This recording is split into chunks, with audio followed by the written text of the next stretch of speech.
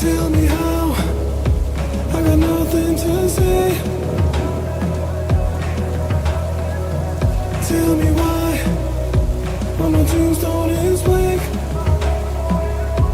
'Cause I'm not the one who won't try. I'm not letting life pass me by. But tell me when the days are less gray. And tell me where is the road to less pain. How many days before I decay? It's getting so hard to get by. Where are all my trophies in life? And he hated the way he was dying, but the moment he turned on the light, he became what he dreamt of at night when he was young and hungry for life. Set to sail to a place I can't say. Live a life worthy of chase. The time is today. New blood in my veins. I won't be the joker in life, playing the part I don't like. And he hated the way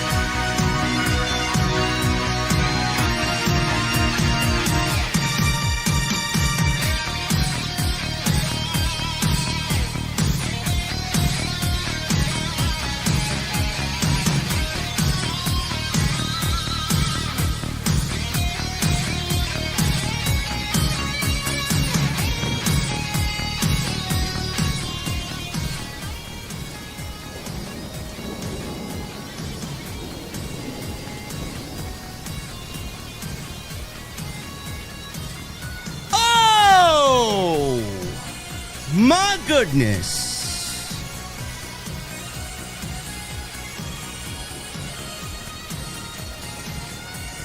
AEW Dynamite certainly was dynamite for Anna Jay and Harley Cameron, where both of them, two lovely ladies, broke their nose in an unnecessary amateur hour indie-rific tag team match.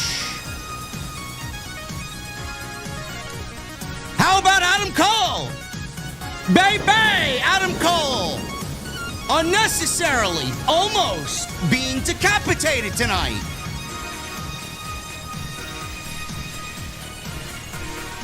How about the riveting and, oh my God, exciting AEW debut of who? THEKLA. Jesse telecomming me from the vent. It's THEKLA, Jesse. Great. And we got Mercedes and Toni facing off. Hangman and Jon Moxley. Gee, you got a world title match. You'd think the champion would want to have something to do with the challenger. This show sucks. I'm going to the venue. The fucking weather in New York City sucks. This show sucks. And all I have to ask on this Wednesday night is, what the fuck are you guys drinking? I'll see you over there.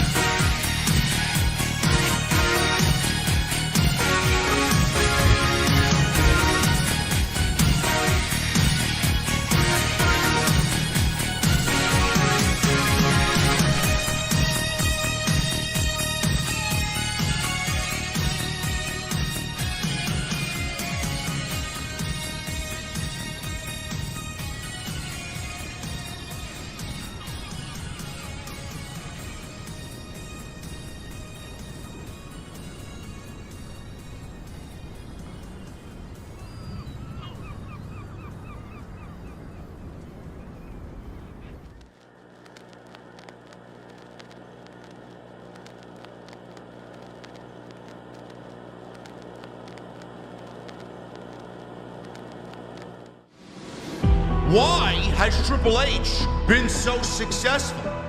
Why is Triple H running WWE better than Vince McMahon and Bruce Pritchard on Monday and Friday night? Long-term booking.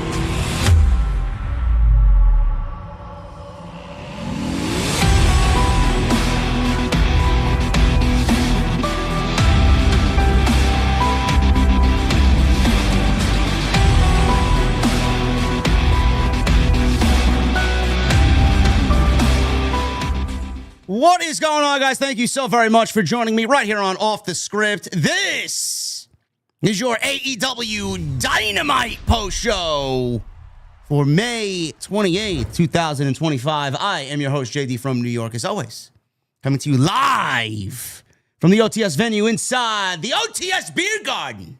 Well, Jesse's in my mother's basement. He's taking over my mother's basement, this motherfucker over here. Thank you guys very much for joining us on this Wednesday evening, wherever you may be. And as you guys are aware, joined by the Chi-Town Smark himself. What's going on, brother? What is going on, bro? How you feel, man? I don't know, man. I feel like if I was watching this type of show tonight, man, I feel like I should be the one injured.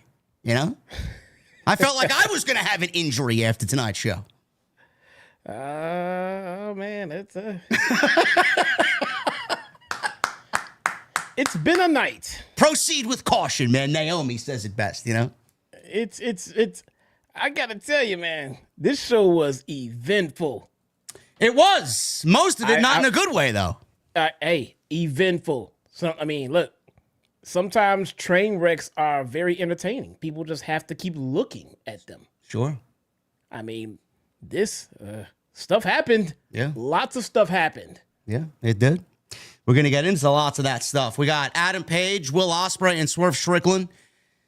The opening segment of this show, it peaked right at the top of the hour for the first 20 minutes that we got, and then it just slowly went downhill after that. But the first 20 minutes, to me, were some of the best AEW television that they have produced all year. It's exactly what you want going into your biggest show of the year. Some of the most compelling television that this company has produced in years in that first 20 minutes. We'll definitely talk about that. We got the debut, the terrible debut of Theckla and poor Jamie Hayter. We'll go over that as well. What an absolute fucking botch of a debut. And again, I reiterate, poor Jamie Hayter, because she doesn't deserve to be in this spot.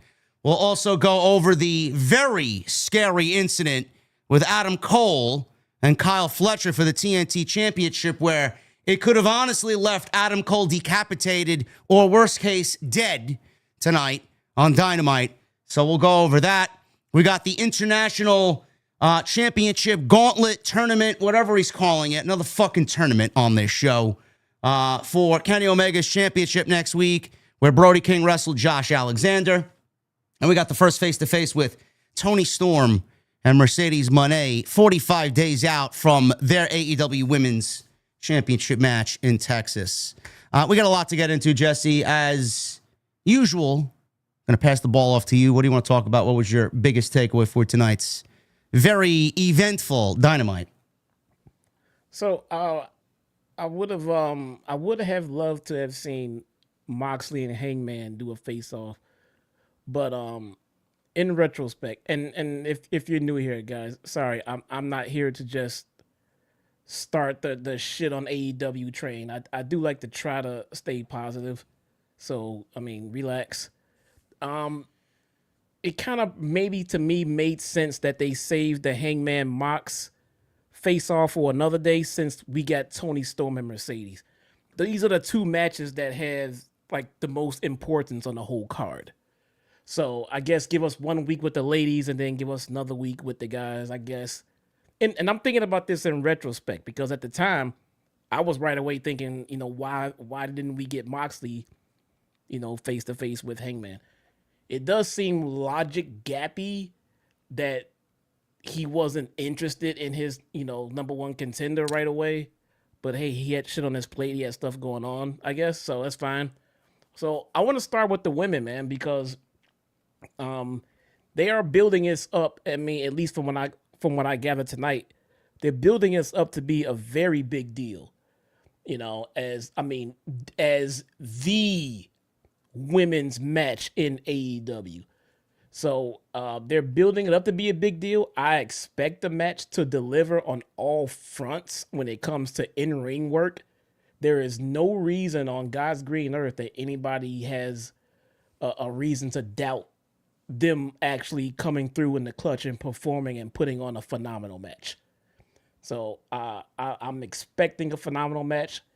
I feel like at this stage it's impossible for them to underdeliver. They are both overly qualified to put on a main event level big stage match like this. So let's talk about the women and what Tony Khan might plan on doing with the titles, who's going to win, and what kind of build are we going to get going into All In. Everything that I said coming out of our Double or Nothing post show, if you guys want to go check that out, it's on the homepage. Very, very, very, very, very good night of discussion. On that night, Jesse and I talked about that this match, though it is the biggest match that they have, it's the last big match that they have because they ran through everything else. What does this do to benefit the division? What does this do to benefit Mercedes, who is more than likely, whether you like her or not, probably the biggest star in all of women's wrestling right now? Let's cut the bullshit. She's the biggest star in all of women's wrestling. If not number one, she's number two. And the woman that is number one, she's in this match with going into Texas. Two of the biggest stars in all of women's wrestling right now. Who does it benefit? We have the TBS champion, Mercedes. We have the AEW Women's Champion, Toni Storm. They have left a slew of bodies in their wake. There's not one woman that's been, propelled to be, underneath them. Everybody just feels very, very bottom of the barrel, while it's just Mercedes and Toni clearing the way, and they are solidified as number one or number two in this company. Nobody else. Number three, I can't even tell you who number three is because they're so distant. I don't know who that person is. What does this do for the division was our discussion coming out of Monday morning. What does this do for the division? Where does AEW go after this? They have not done anything to build anybody else up. I stand firm on everything that I said on that show. Is this match going to be a title versus title match? Is it going to be a TBS title versus an AEW Women's Championship match? Title for title, winner take all? I don't know. That would be smart, because if Mercedes beats Toni like we are all expecting her to do, she doesn't need the TBS title. She can't defend all these titles. So what are you going to do with the TBS title? Say again? All of us? Well, you think Toni's going to win. I'm highly expecting Toni to win. I don't think Toni's going to win. And keep in mind, I've been the one sitting there saying, and until Mercedes loses, there's no reason to pick against him. Either way, he's going Toni, I'm going Mercedes. Either way, we both come to the same fucking destination in the road. What does this do for the division? Toni doesn't need it. Mercedes doesn't need it. What's going to happen with the TBS title? It'll probably be vacated, which honestly, from my point of view as a fan of this show, I think that's awful, because you're going to accumulate all these wins, all this momentum for her to just vanquish the championship. Yeah, I don't want it no more. That's going to devalue the championship, if anything, after all that she's done with it. I don't want it anymore because I got this bigger belt and I got this more important belt. This belt doesn't mean anything else to me anymore. That's awful.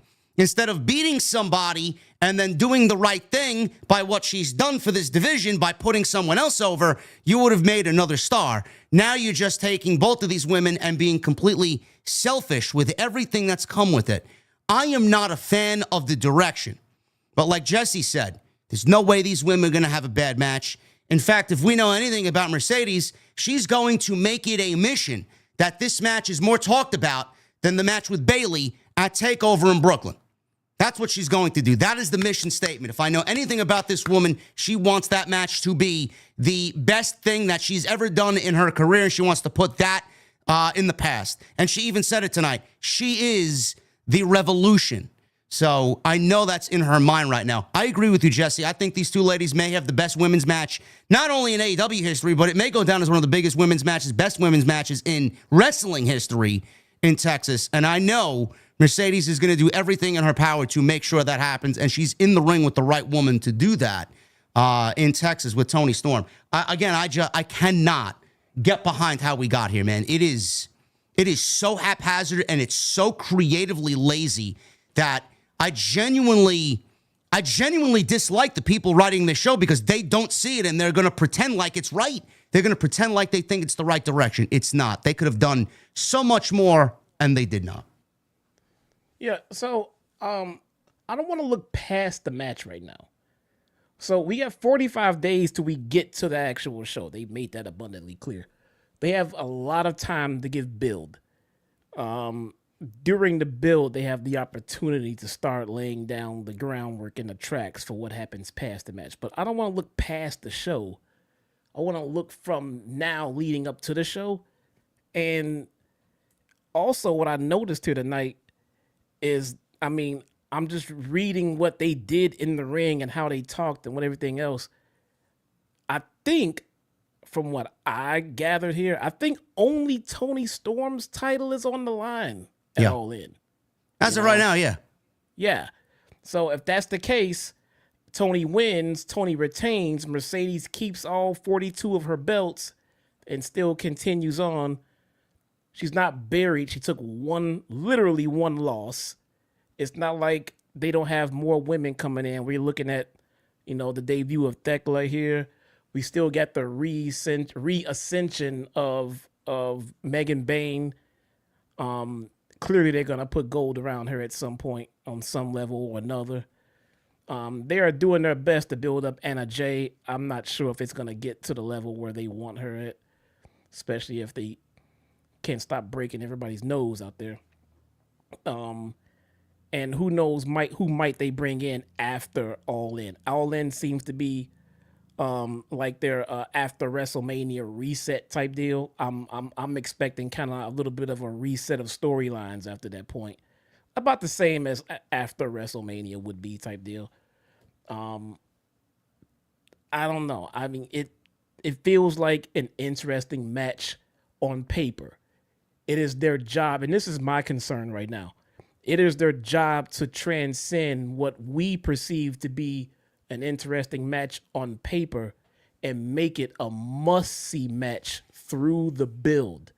My concern is giving these women a proper build and not just laying down on the fact of, well, it's Mercedes and Toni Storm. You guys have wanted it and we're going to get it. That's not enough.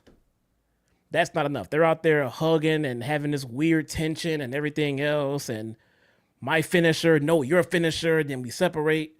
I hope that they have something juicy for these women to sink their teeth into as far as the build, because I do believe they can pull it off. They can probably ad-lib something. Now, I will say this, and again, I'm trying to be fucking positive here.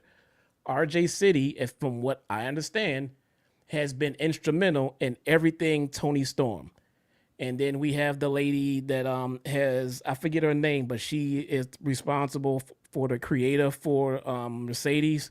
Well, Mercedes and her are responsible for the Jennifer Pepperman. Are they going to come together and give us an incredible fucking build? They actually did a good job in the Mercedes, the Toni Storm and Mariah build. So can we see something good in a build for these women is what I want to know. Yeah, I understand you want to be more of an optimist here. You want to look at the situation as a glass half full type of situation instead of being half empty. I'm not going to look at it in that way, and I'm not going to be an optimist because they haven't really proven to me that they care enough, and I'm not giving them my trust. I'm going to be honest with you. Am I excited for the match? Yes, because they're two great professional wrestlers, and we know what they're capable of. Did this segment tonight get me more excited about this match 45 days from now?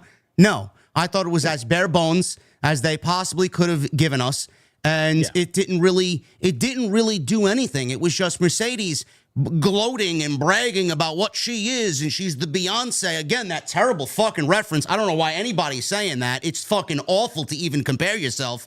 She's saying she's the Beyonce of women's wrestling, and she's this and she's that, and Toni, she's doing her shtick. And then, like Jesse said, they traded finishers. Once Mercedes did it, and then Toni did it, and then Mercedes escapes, and then they start dancing and doing this weird shit.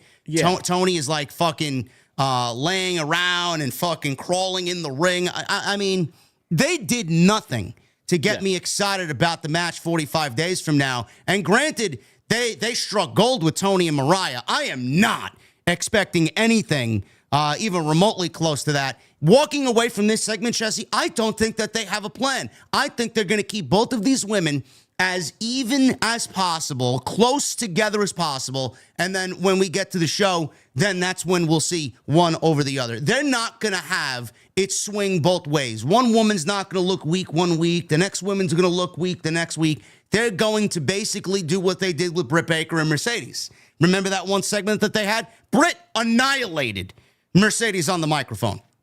And after that segment, we know what happened with the suspension, and it was never the same. And I feel like we're going to get that. Nothing was built there, and I don't think anything's going to be built here. They're basically selling it on these two are the biggest stars in the division. I'm not giving them any credit. I'm not being optimistic about where we're going. I don't think they're going to give us much of anything. That's what I'm hoping for. You know, if I had to put money on it, then I'm going to go off of experience from what I've seen from them so far. And I would guess that, yeah, the build's going to be trash. But what I'm trying to put out there in the universe for hopefully someone to see is that I hope they're not just leaning back on their morals. Like, here we go. This is the match. Let's just wait for it and then do it. You need a compelling build. You need something much better than what we got tonight. Like you just said, them just sitting around saying we're both equal, blowing smoke up each other's asses, and then give us something to actually give a shit about. What makes a better match, Jesse? The story. There you go. That's something that neither of these two or the company's going to grasp. They're not going to get it going into this match. I don't think we're going to get that. But the fuck do I know, man? I'm just a fucking podcaster on YouTube. What do I know? I'm hoping that they do, because I'm telling you right now, it will not take long for us to see, a couple of weeks into this build that they're not even trying. It won't take long. You need to establish groundwork right away for this story. I mean, this is week 1. They didn't have to do that right now. That's fine.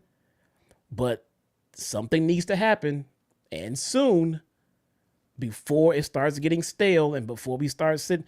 You don't want to turn this into, well, now I just want to see the match just to see the match. I really don't care what happens. You need to be invested. You need to make us invested in the outcome. You need to make us say, wow, I need to know who's going to win this because X. That's the story you need to start telling us.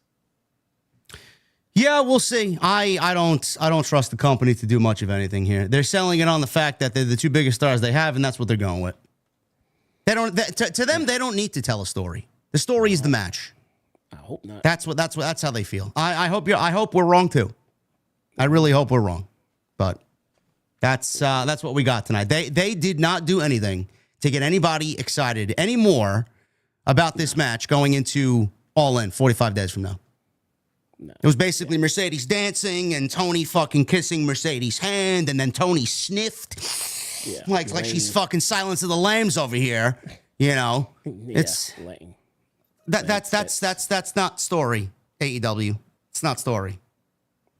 We didn't even get Hangman and Moxley. You would think that Moxley, I guess Moxley's not threatened by Hangman. He didn't even have a desire to acknowledge him, even though he was immediately out after the next segment.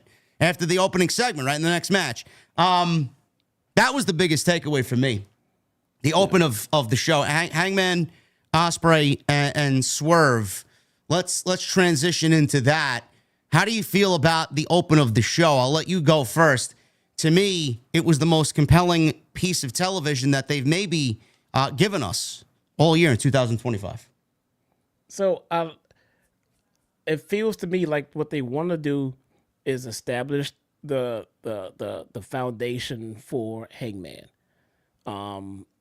He's a legitimate babyface. They've made that abundantly clear. It seems that they had to make that clear because there were a few weeks where he was tweenerish and we didn't know. All right, so they've made it clear he is gonna be the good guy that's gonna save that AEW title from being hidden in that briefcase. He has the support of Will Ospreay. All right. Swerve is still on the fence. Swerve still doesn't know if he trusts him or not. We don't know. Could this be leading to a Swerve heel turn down the road? Don't know. Maybe they need a Swerve heel turn to have future opponents for the next champion. Maybe that's what they're trying to establish there. I don't know. Now, the segment clearly would have been better with the opponent, involved in it. But I'm guessing that maybe they wanted to save that big segment for another week. Maybe for next week's 14-hour Dynamite that we're fucking getting for some reason. But if you put both of those on one show, I guess I could see them wanting to separate them. I'm thinking that's why they didn't have Mox and Hangman face off. But I don't think you can wait past next week. That needs to happen and very, very soon. No, we need a face-to-face next week between them. I was expecting something this week, but like you said, they may be waiting and they didn't want to overshadow Mercedes and Toni. They wanted to do one week and then the one we're talking about here with Moxley and Hangman next week. Reasonable. Yeah, it's reasonable. I love this segment. You know, I want to preface this by saying we still don't have an explanation as to why the Young Bucks are backing the Death Riders. They did what they did at Dynasty. We ranted about it. It was awful. Nobody liked it. It should have ended then. But they came out the next night, or the next week, rather, on Wednesday, and they said they did it for Hangman. We did it for you, buddy. They didn't go back to that at all in any of the build of weeks of television that we've seen going into Double or Nothing. They did not do anything. We've seen little things here and there with Hangman and Swerve, and there was crossing of the paths with those guys a couple of times.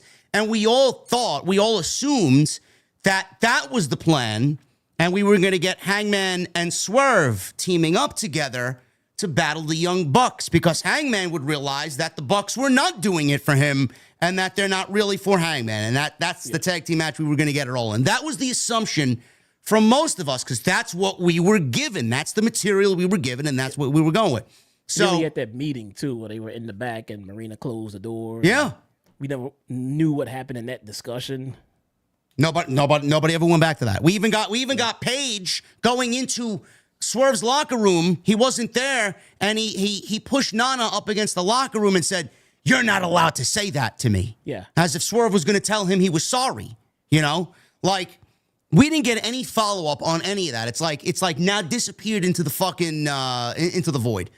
Yeah. So what we're looking at now is Ospreay. We all thought Ospreay was going to win a Double or Nothing. He did not. Page won. I do like the fact that they used what they didn't use in weeks of television, and that was the Bucks telling us that we did it for the Hangman. They used that to fuel Swerve's anger, because now Swerve listens to this because he had the title won. And if you go back to the championship match, Hangman, there was a brief moment where he looked at Swerve, he looked at Moxley, but you could have easily seen he was going after Moxley. He even delivered a Deadeye to Jon Moxley. So I would assume he was going to help Swerve win the championship. But then the Bucks come out and say what they did. They did it for Hangman. So Swerve is using this as a vehicle now, as some sort of conspiracy theory. I'm listening to this, he says, and I think you're full of shit, because I think you're working with them and I had the championship won, and now you're on your way to All In. You're in my spot, and I'm supposed to just sit back and do what? Nothing? So Swerve is using this to fuel his anger. Out comes Will Ospreay, who a week before told Hangman, if you go and beat me, I am going to back you up. And I hope you do the same for me if I beat you.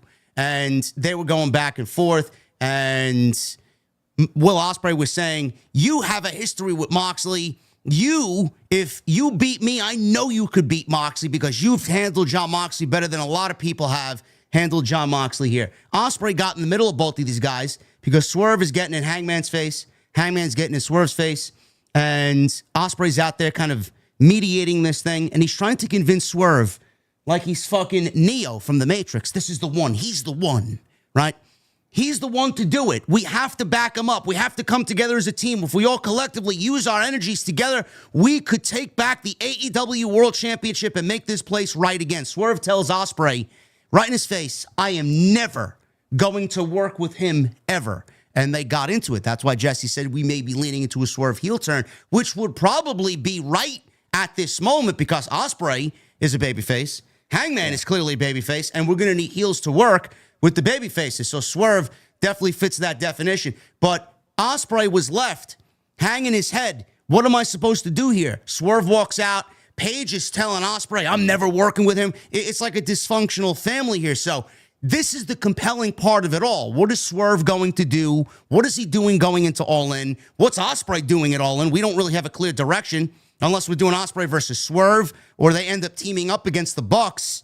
But now we're in this compelling aspect of the story, Jesse. We don't know what Swerve is going to do to Hangman. We don't know what Hangman's going to do to Swerve. We don't know what role Ospreay is going to play, if he's going to end up trying to get them back together in the end, or if he's just going to get frustrated with Swerve and lead to a match with him. This is good stuff.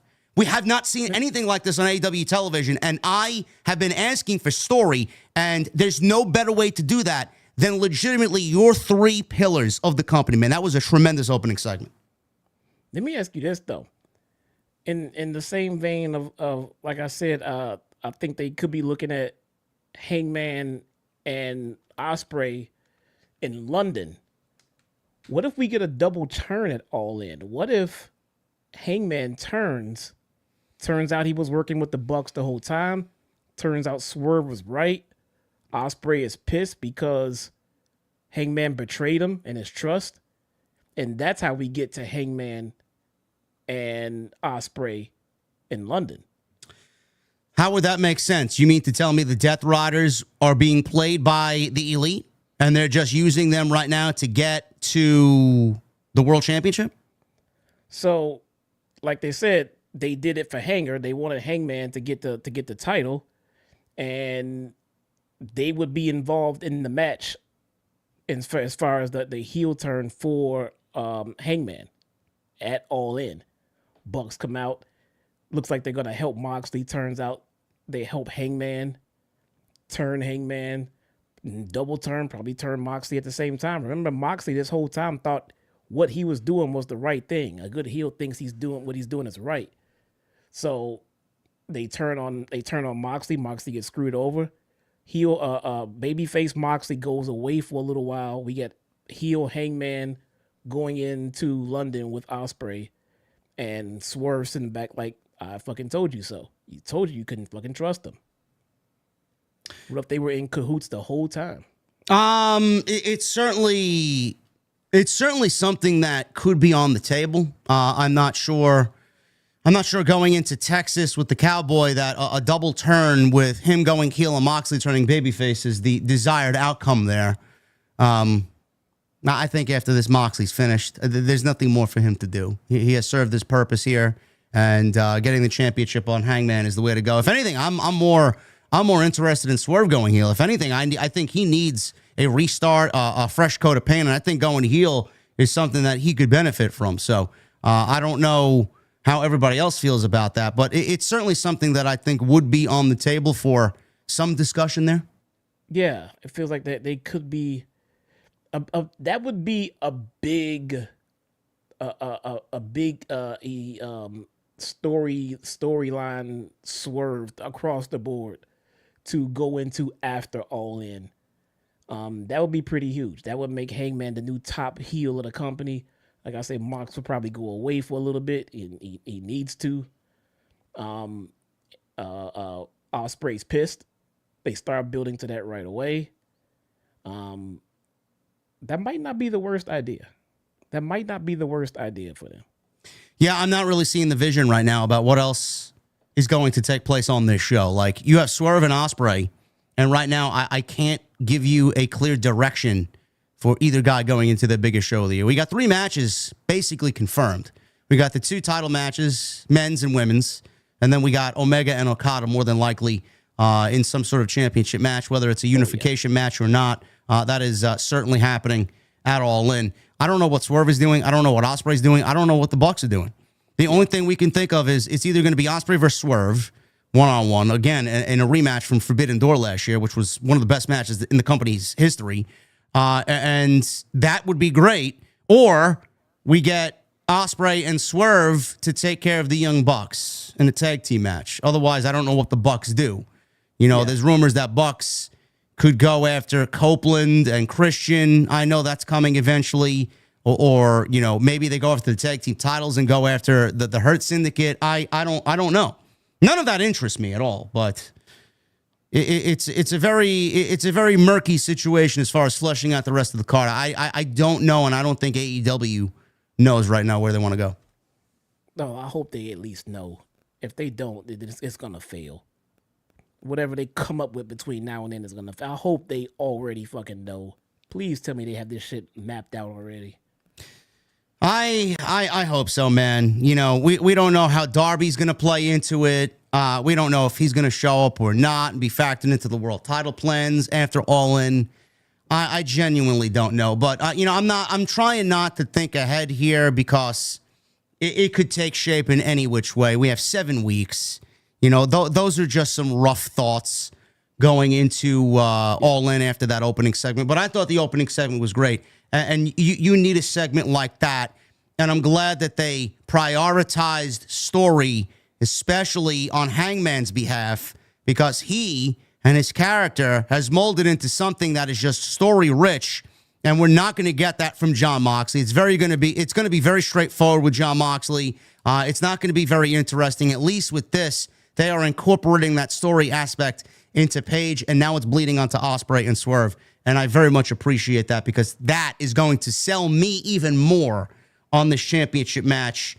Where's Swerve's allegiance going to be? Is he going to help Hangman? Are they eventually going to get back together? Are they not? Is Ospreay going to be the middleman? Is he going to become frustrated? He wants the world championship. What is he going to do? There's a lot of combustible elements there, and I like that. Keep me guessing. So we'll definitely get into the opening segment and what really broke down. Go over the promo. We had THEKLA debut tonight in one of the absolute worst AEW debuts maybe in the history of the company. And poor Jamie Hayter, man. The woman deserves so much better. And coming out of a great performance against Mercedes at Double or Nothing, the way that she was just handed a fucking burial tonight is absolutely inexcusable. Anna Jay and Harley Cameron both walked out of a tag team match unnecessarily with broken noses. This is what we're hearing on social media. I know Harley definitely. Anna Jay, some people said, also had a broken nose. I've yet to confirm that via anything that we've seen. Absolutely ridiculous. Indie Spot Fest. And we have the showdown between Mercedes and Toni. We'll go over what they said there. Adam Cole also had a potential injury happen within fucking millimeters. He could have been paralyzed and maybe not even wrestling anymore. So I don't really know what's going on with all of the recklessness tonight. And, little side note, Jesse, Brody King got a win tonight. It's like his second win in a row. It's unbelievable. He just came off of a win like last week. It's unbelievable. Yeah, are we going somewhere? It's kind of messed up that I'm looking at 2 wins thinking they're going to push him now. Two wins. Got 2. No, they're not pushing him. He's going, Josh Alexander could have benefited from the International Championship at some point, but they're setting it up. It's predictable. They're setting it up for Omega to win, so he's got something to do for the next couple weeks so he can go wrestle Okada. That's what's going on. But we'll get into Dynamite tonight. I'm sure there'll be another rant or two. But thank you guys very much for joining me and Jesse on this Wednesday night. Follow us on social media at JDfromNY206, Twitter, Instagram, TikTok, and Cameo. Hit that subscribe button down below. Turn on the bell for all notifications. We were live on Monday morning with the Double or Nothing post show. I didn't get to bed till 6 a.m., and I'm still reeling from the long evening. Last night, we were live for Tuesday Night Titans. On that same Monday, I covered Raw. I even uploaded a video today for you guys, 30 minutes covering the news. So go check all that out. It's on the homepage. If you guys want to go follow Jesse on social media at ChyTownSmark, and if you want to subscribe to his YouTube channel, that is linked down below at the top of the description. Did you do a watch-along tonight, bro? I did a watch-along, and we had some phenomenal numbers again. We had like 150 live. So, for context... Wow, man, you're doing more than Denise. Yeah, well, for context, for those who might not know, watch-alongs generally don't get a large viewership. So, to get a couple of hundred live just for a watch-along is actually pretty good. So we had a pretty nice turnout, and I don't know if it was just fallout from the pay-per-view or what, but I genuinely want to thank everyone who showed up, and we had a good time tonight, man. I had a pretty weird mishap tonight. So if you're aware of the THEKLA little teasers we've been getting over the last 2 weeks, it was a little spider that coming across your screen and everything else.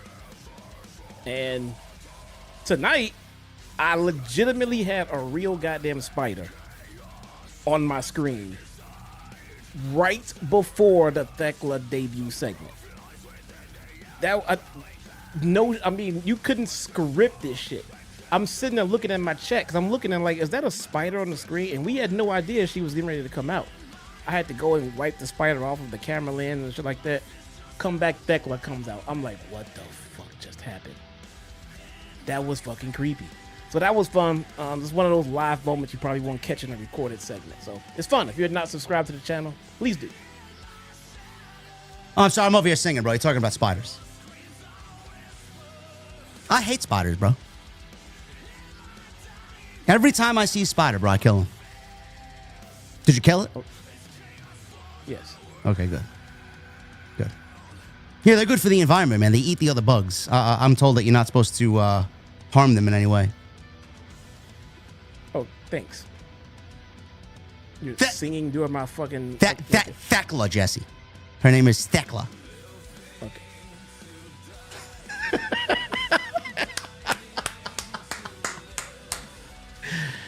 Oh man, bro! But listen, man, you might have staged that entire event, bro. It might have been a staged event, man. Could have been. Could have been. Yeah. I found it more entertaining than THEKLA's debut tonight. Possibly. Feel free to talk so I can ignore the fuck out of I can't wait for it.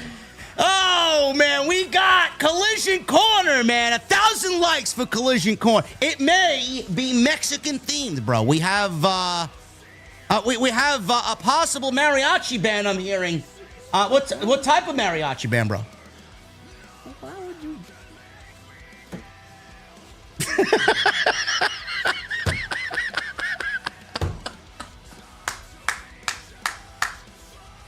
Oh, man. Listen, man, the tacos are ready to come out of the kitchen, man. We're all ready, man. I got my hat. Jesse's mad at me. Let's go. Anything else you want to spoil him for me? Oh, man. What do you want to talk about, man? Where you want to go? JD's going to miss next week's stream. Y'all know that? I'm not missing next week's stream. What are you talking about? Not really. That's not what you told me. You want to cover a 4-hour Dynamite, bro? That's our job. You know, all because of your spider talk, man, my iPad's not working now. What the fuck? Have you been drinking tonight, man? No, man. I had my espresso. What the fuck? I had my espresso. My iPad died. Believe this? I was at 100%. What am I going to do? I don't know, man. What the? I got no notes. I got no notes. Give me a second. Plug here. it in? It was plugged in. It's not turning on. It's like died. I don't know. Sorry, man. Hold on. Technical difficulties here. We gotta get some backup notes here. Hold on. I don't know. Not working. I don't know what happened. Here we go. All right, man. Let's start at the top here. We got Hangman Page in the ring cutting a promo, addressing what had happened at Double or Nothing against Will Ospreay. He's now going to All In as the #1 contender for the AEW Championship. Jesse, did you see the report that Fightful put out that both guys? No. What? I did not. No. Nope. That both guys. I can answer this question already. I did not see shit Fightful put out. No. Did you see the report that Fightful put out that both guys did not want to win this match, man? Page wanted Ospreay to win, and Ospreay wanted Page to win, bro. Neither one of them wanted to physically say, you know what, I want to go to All In. I want to wrestle for the championship. You see that report? No, didn't see that one. Would you like me to brief you on what happened? Oh, yes. Well, let me fill Jesse in here on the news of the day, being that he's not on social media and he stays away from it because it's very, very hectic on social media. Apparently, according to Fightful Select, they had reported throughout the last number of weeks that AEW and Tony Khan had kept the result of the match solidly under wraps. This included the performers. Now, while it's been reported that they found out the day of the show who would win the match, it was indicated to Fightful by those in the know that it was actually earlier in the weekend that Hangman and Ospreay found out. An interesting element of the story was that Hangman actually pushed for Will Ospreay to win, while Will Ospreay pushed for Hangman to win. those that we spoke to said Tony Khan was even non-committal throughout the entire process. And that even included when talent would ask him who won the match or who was going to win the match. He was non-committal, Jesse. Tony Khan. No, it's interesting. What do you make of either guy wanting the other to win? How do you look at that? I don't know. I don't know if I believe the report. Oh, you don't believe Seth? I don't believe the report. No. Okay. It's not that I don't believe. I believe he was told this information, but I don't know if that makes it true. Eddie Kingston had a problem with such report being reported today, as he made mention on his Instagram stories. See, I didn't even know that. I'm in agreement with Eddie. There you I don't go. know if I believe that report. I don't know, but it was in the news, and my iPad just updated. Thank you, iPad, for updating me while I was midstream. I really appreciate that, man. So yeah, that was the news there. With this opening segment, Jesse and I talked about this opening segment. This was a great open. Shivani's in the ring and said it was an incredibly dramatic win for Adam Page on Sunday night, who takes the mic and he's being serenaded with "You Deserve a Chance." Page said, "Triumph in life is momentary, but you wake up in the morning and the moment has passed you. So is defeat. The 3 years passed. It's something he let himself lose sight of. What matters isn't the win or the loss. It's what you decide to do with it that matters. Double or Nothing, two men entered the ring knowing one of them had to be defeated, so he thanks Will Ospreay for the fight of his life and reminding him on why he decided to do this in the first place, dispelling any notion he might have had that Ospreay could carry this company forward, because he can be. One of us tasted defeat while the other tasted victory, which Page can't relish in, as it's fleeting, as the title around his waist is something he won't defend, as next year they'll crown a new champion."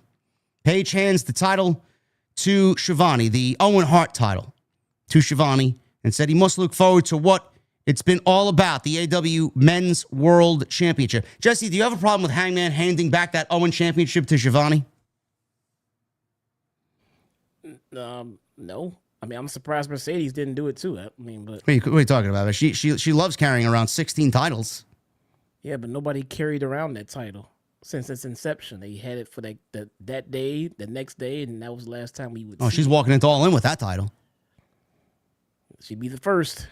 Nobody ever really kept those titles. Page didn't want the title as he was focusing on the AEW World Title. It's been a prize that has been held away and locked away in a briefcase.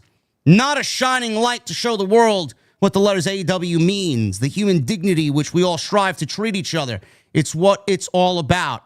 Page's first day in AEW, he told the fans that they would be his boss. So tonight he makes another promise. In 7 weeks in Texas, he'll win the AEW title back, freeing it from its briefcase.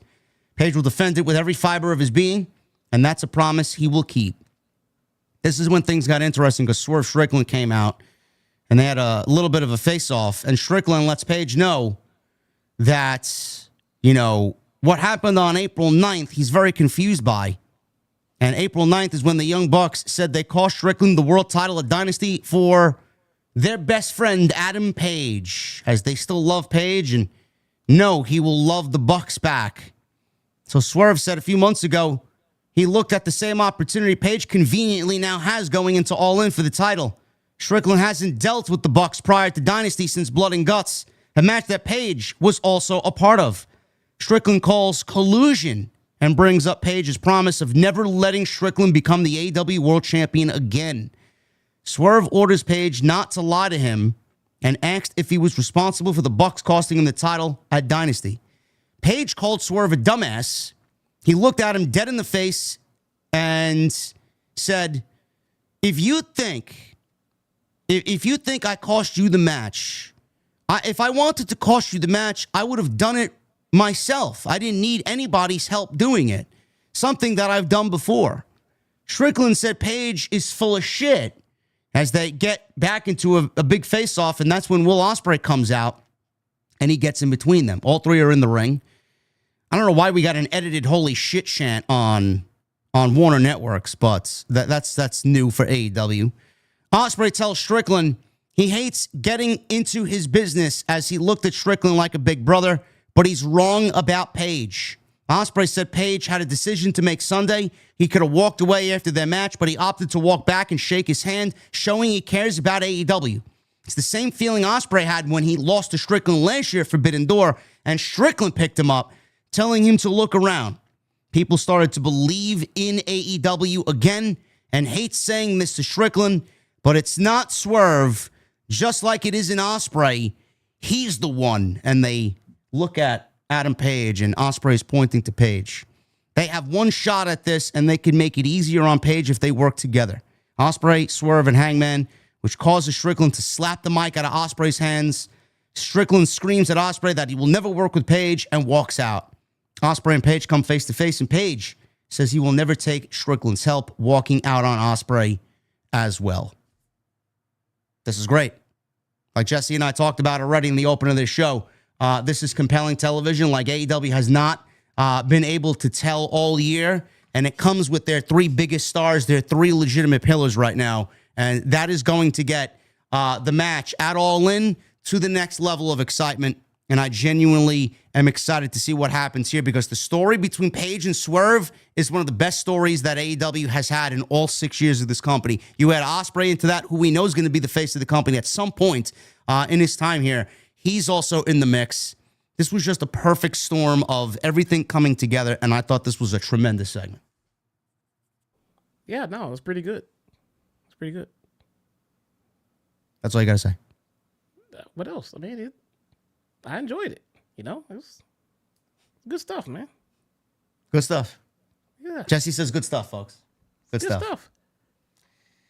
So we got highlights of Anarchy in the Arena, which I genuinely appreciate because I like when they do something like that. Anarchy in the Arena highlights are shown before the Death Riders pull up in their truck. Jon Moxley, Marina, Gabe Kidd, Wheeler Yuta all make their way through the crowd. And we get a mixed person tag team match here with Jon Moxley, Gabe Kidd, and Marina Shafir against Mark Briscoe, Speedball, Mike Bailey, and Willow Nightingale. So, you know, the match was fine. I will say the match was fine. It did last longer than I really wanted. I'm not excited about any of this because Moxley's battle is not with Briscoe and Speedball and Willow anymore. It's over. It's all over. They lost. They move on now. The most important thing in the Death Riders world is keeping that championship in the briefcase and Moxley's mission. Their mission now is being threatened by Adam Page. Everything else is inconsequential. It is just fucking second rate, which we did not get anything Jon Moxley and Adam Page related. I just felt like this was a continuation of Anarchy in the Arena, and I didn't really care too much about what happened here, Jesse. I don't know how you felt other than this was a fun match, but you know, Tony has this thing where he opens the show with a decent promo as of late, and then we go into a fun spot fest, and that's all it really ever amounts to. I would have left Moxley off the show. I agree. To be honest, I would have left him off the show. And I mean, the heels lost, right? Yeah. On Sunday. Yeah. Yeah, the babyface won. Yeah, I'd have left him off the show. There's no reason for the champion to be on the show, especially, and that would help. That would help with the question. Well, why didn't he care about Hangman? He wasn't there. You know, he lost. Recovering. You know, what the fuck else? Plus, I was getting confused with Moxley and Gabe Kidd in the match. I didn't know who was who. Yeah, I mean, I'm surprised. Is that what Gabe Kidd usually wears to the ring? Is that his ring attire? I have no idea. He looks like a fucking bum off the street. He looked like Moxley. You could not tell which was which from behind. I agree with you. I don't know. I mean, they got Yuta. I mean, nobody wants to see Yuta wrestle anymore, but you could have put Claudio in there. Why did Jon Moxley should be out of sight, out of mind if he's not going to be on the show addressing Adam Page? And everybody else in the Death Riders should have been handling Moxley's business because he's off worrying and thinking about how to handle Adam Page. So I agree with Jesse. I wouldn't have had Jon Moxley on the show, period. Yeah, I mean, it was pointless. There was no. He didn't need to be there for this match. He didn't do anything else. Claudio would have been a fine replacement in the. I mean, he wasn't even in the match. I ought to put Claudio in the match. He could have led the Death Riders out there. I mean, if the match just needed to happen, but I don't know what Gabe Kidd's involvement here is. They keep calling him the mercenary, like he's some backup insurance policy for the Death Riders. I guess in the absence of Pac, they needed another guy to fill that role. I don't really understand his inclusion in any of this because they haven't explained anything. They did not explain him coming in, why he's teaming with the Death Riders. Nothing. All we know is that A, he broke Eddie Kingston's leg back in November, and B, he wrestled Kenny Omega at Wrestle Kingdom in January, and that's all that we were given.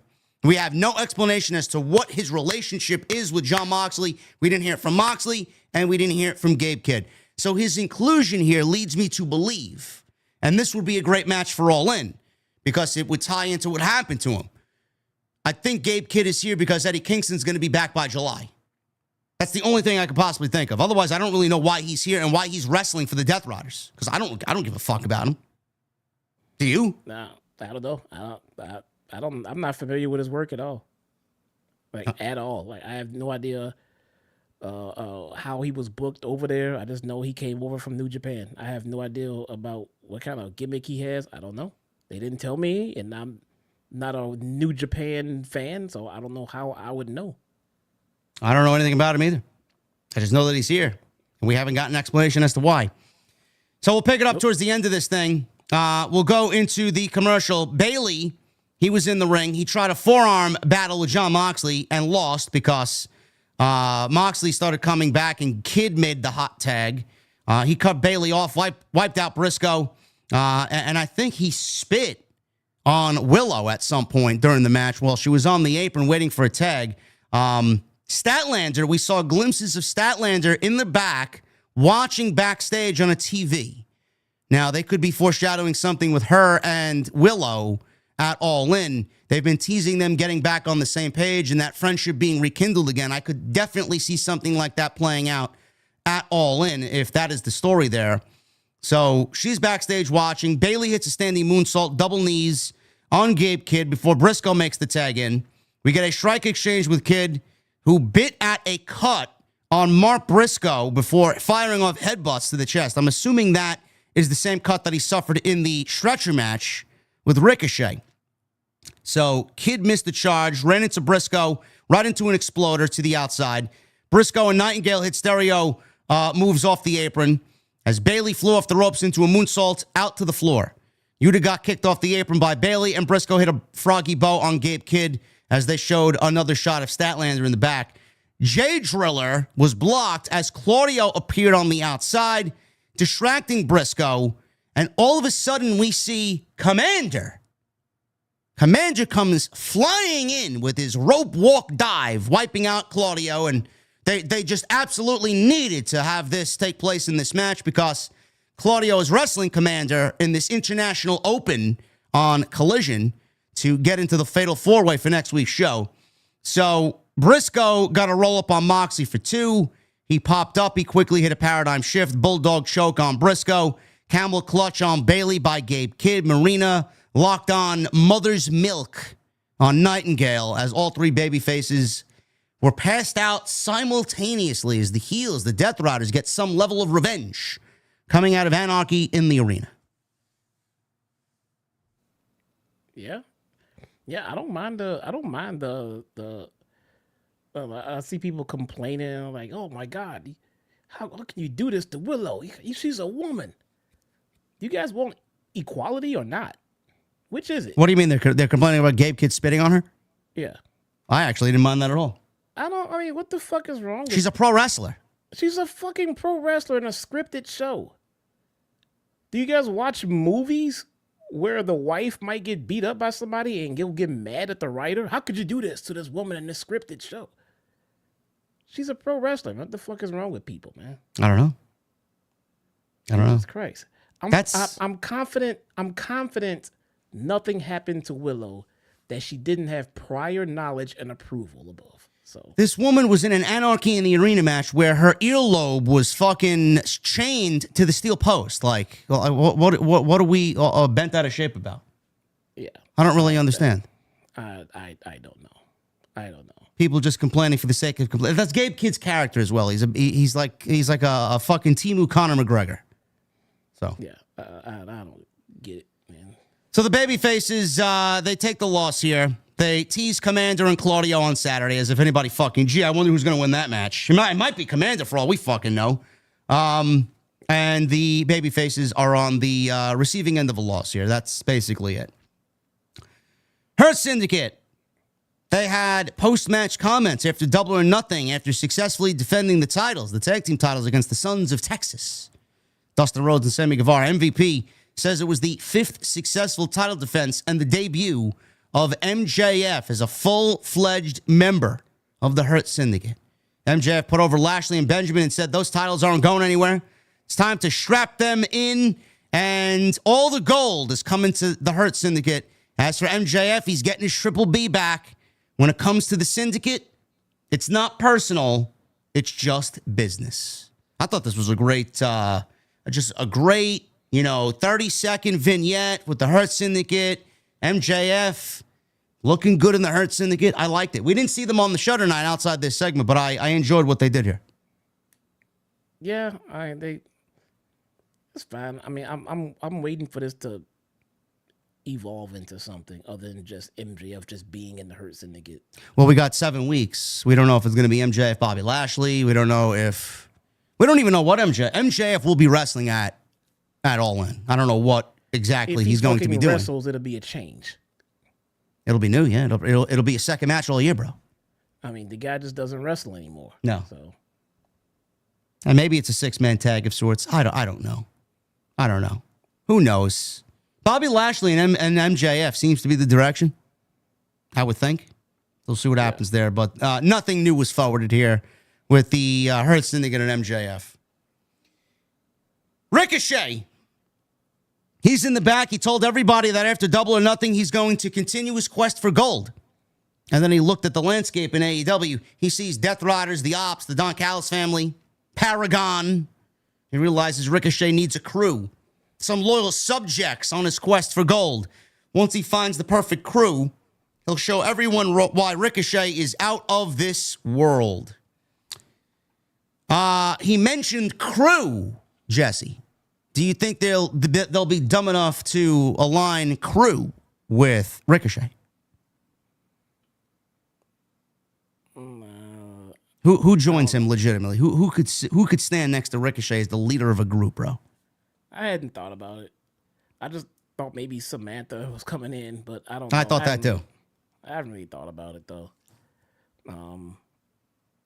They got plenty of people that could benefit from a little shine, though, hanging out next to Ricochet right now. He gets spotlight if nothing else. So, I mean, I don't know. Let's make it someone who's not getting TV time that you want to give something to. It can be an underling. It doesn't matter. They don't have to be main eventers or mid-carders. Give somebody something to do who has nothing to do or is being underused somewhere in ROH, something like that. Just give it to someone who could. Where's Jay Lethal? I don't fucking know. I mean, why does Ricochet need a group? Why do you? Maybe I don't know. Maybe that's the one thing that Tony Khan said was an idea he had for him, and we'll revisit that at a later date. I don't fucking know. Why does Ricochet need a group? I don't understand that. He said everybody else has a group, so he wants one too. Why doesn't he just join the Elite? Seems to fit like a nice fit into the Elite. No. Some people would rather be leaders than followers. I suppose. We'll see what happens with Ricochet. I don't know. I don't think that's unnecessary for him, but he needs a group. He wants a group because the landscape in AEW is all groups. Maybe that's a meaning that AEW may be building up the trios division. Who knows? I don't know. Tag team match here with the women. Harley Cameron and Anna Jay versus Megan Bayne and Penelope Ford. This was a no DQ match. Now, if you guys watched the pre-show or the buy-in for Double or Nothing, Harley Cameron and Anna Jay beat Megan Bayne and Penelope Ford when Penelope Ford was pinned. So this match happened on the buy-in. Everybody complained on social media that Megan Bayne was a part of a losing team. Why are you booking Megan Bayne to look weak? Why are you booking Megan Bayne to lose? So Tony heard all the criticisms and booked this match again in a rematch for this show, but this time made it a no DQ match so the heels could get their heat back by doing dastardly things to the baby faces with no rules behind it. That's the whole premise of this match. I wish he would listen to us when we say their fucking shows are too long, all their pay-per-views are too long, but he just doesn't seem to care. My problem with this is Penelope doesn't look good. Megan Bayne doesn't look good. I mean, no matter how you swing it, they are at the bottom of the barrel in a feud that ultimately means nothing, and nobody's going to look good for it coming out on the other end. Why did this need to happen in the way that we got it tonight? No DQ match, Texas Tornado, whatever the fucking case may be. It ended up being a Texas Tornado match. There was no rules. I don't understand why we just got out of a pay-per-view where we saw a very bloody ambulance match, stretcher match, and anarchy in the arena for 30 minutes. And then we come right back around on Wednesday to have a no DQ match, and we got more blood and more blood. 2 broken noses here for Harley Cameron and Anna Jay, and a win that ultimately will mean nothing for both Megan Bayne and Penelope Ford. Unnecessarily reckless for the sake of getting a match out there because fans complained about your shit booking, and now it's resulted in both Harley Cameron and Anna Jay with broken noses. How does anybody look at this as anything but an indie-rific fucking disaster? I don't get it. Like, I don't know what you thought, Jesse, but is this necessary that 2 ladies now are walking out of this match with broken noses? No, I mean, nobody wants to leave with injuries. It happens, though. It's pro wrestling, man. What can you do? Adam Cole got injured coming off of a set of stairs. Put him out for a year.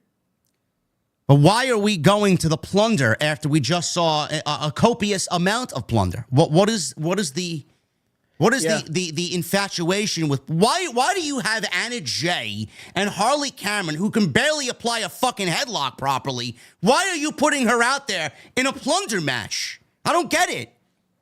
You want to build her up. Do it in a way that's going to fucking benefit her. Well, at least let it be, I don't know, a part of a meaningful story, at least. I mean, it was just an unnecessarily wild match that didn't need to be right after we just got an unnecessarily wild match, 3 days ago. So why? I don't understand it. Megan Bayne, she's got everything to be a fucking megastar here. And meanwhile, most of her work has come on the indies working for GCW. Yet you are okay putting Harley Cameron in a match with somebody who has nothing more than an indie-rific mentality. I don't get it. You're going to put these 2 ladies in a match that are completely inexperienced in such a match with these 2. It's just reckless to me. I don't know. Ford came out wielding a trash can. Bayne had a chair, while Cameron and Jay had boards. So everybody was equipped with weapons. Jay started throwing chairs into the ring, and Bayne wasted no time attacking Harley Cameron, setting her up on a chair in the corner. Ford drove Jay into the barricade, while Bayne missed a corner cannonball through the chair. Double DDT by Jay and Cameron on Ford, while Bayne no-sold a board shot. We'll pick it up after the commercial break here. Bayne is starting to recover as Jay and Cameron started making a small comeback. Bayne recovered and drove Jay through a table in the corner via a Death Valley driver. Harley Cameron made the save, only to suffer a gut-wrench release German. Bayne wanted a Uranage off the apron, through the table, but Harley Cameron battled back, tried a sunset bomb, fought it off, as Jay whacked her in the head with a chair, and Bayne crashed through a table. Ford caught Jay with a lung blower, missed a standing moonsault onto a chair. Harley Cameron tried a Cazadora on Bayne, who then transitioned into a face buster on the steps. Paul Turner immediately went over to Harley Cameron, who came up bloodied. The doctors ran over as well. She broke her nose on that spot. So, right on the steel steps. Gory special connected on Ford by Anna Jay, but Megan Bayne made the save and hit Fate's descent onto a chair. Harley Cameron saved her partner and was dropped by Bayne with a lariat. So Bayne comes back, starts throwing chairs at Harley Cameron as the doctors tend to Jay on the outside. She also supposedly suffered a broken nose. Ford went up top, and they hit just enough of a doomsday device, which, by my vantage point, missed completely. Just awful looking on Harley Cameron, and it gets the 1, 2, 3. This was as sloppy as fuck as you could possibly ask for. This made nobody look good. And now you have a women's division minus 2 women because you wanted to throw them out there to prove a point about our women's division and trying to make up for Megan Bayne being on the losing team. All of this is a fucking disaster. And none of this needed to happen. It's the way I see it. No, I don't know why the match was happening either, to be honest with you. And coming out of Double or Nothing, don't know why we needed a hardcore match. I don't know. I said it then. I said it on Monday when we covered Double or Nothing, and I said it again tonight. This company is as stupid as you could possibly imagine. They are coming up with this idea. We're getting a lot of these women's tags, especially with these 2 teams. These Anna Jay and Harley Cameron are a brand new fucking put together tag. They're not even a tag team. They're just 2 women that have nothing to do on the roster that you just magically paired together. At least Penelope and Megan Bayne have been a team for some time now. This company is going to be stupid enough to create women's tag team championships. And I said this on Monday because you've fed basically all of the division to get Mercedes and Toni to happen at All In. And now you're hearing the criticisms of everybody saying, well, what about everybody else? What about everybody else in the division? Where do you go coming out of All In? They are hearing the criticisms. This company is going to come up with tag team championships to make everybody else in the division seem like they are at least somewhat important. And that is a huge mistake. You already have the TNT title, the TBS title, the international title, and the continental title, and the trios title that are all absolutely fucking meaningless. If you're going to come up with tag team titles, you're only going to add more titles on top of everything else that don't mean shit on television, on your television show, and that spans Dynamite and Collision. I'm not even mentioning the Ring of Honor titles, which we still see on television for whatever fucking reason. WWE has 8 hours of weekly television for their women's tag team titles, and they have 3 shows, and they still could not make it work. What makes you think AEW is going to make tag team championships work with 2 shows and 4 hours of fucking television? It is never going to work. So don't even bother. I'm telling you right now, it'll be a colossal fail from day one. That's where they're going. Did anybody report or say or mention Yeah, Tony anything Khan. about this? Tony Khan said it. He did? When was this? I didn't see At the that. post show. Oh, no. Oh, great. It's something we're considering. Oh, God. I don't know, man. Why? 8 hours of television WWE has, and they did not make it work. And now they don't even have tag teams. They fired one of the only true tag teams they had. And now Liv Morgan and Raquel Rodriguez have 0 teams. Sol Ruca and Zarya aren't a tag team. They're not. Tag teams need to be cohesive units. They need to dress alike. They need to be a cohesive team. They need to have teamed for at least 6 months. At least. Where are these teams? Are you going to manufacture Willow and Statlander? Are you going to just manufacture them as your first tag team champions? Is that what we're going to do? Force teams together? Oh, God.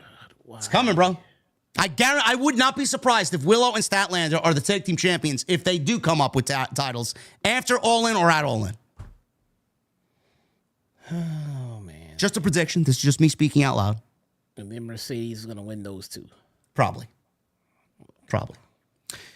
Speaking of championships that mean nothing. Trios champions, the Ops, Samoa Joe, Powerhouse Hobbs, and Katsuyori Shibata. Jesse, correct me if I'm wrong, bro. Didn't we see Hook at the pay-per-view? Like I said, I'm interested to see what happens to Hook when he gets back. Why wasn't there no Hook tonight? Why wasn't there no follow-up tonight? He seemed to be angry last time we saw him. Maybe he didn't come to work. Possibly. No follow-up. The Ops, Samoa Joe, Powerhouse Hobbs, and Katsuyori Shibata against Jesse's new favorite team, man. The Frat House. Uh-oh. Preston Vance, Cole Carter, and Griff Garrison. And they're out there with Jacked Jameson, man. You get it? The Frat House, Jameson. They're out there with fucking red Solo cups and beer pong. Man.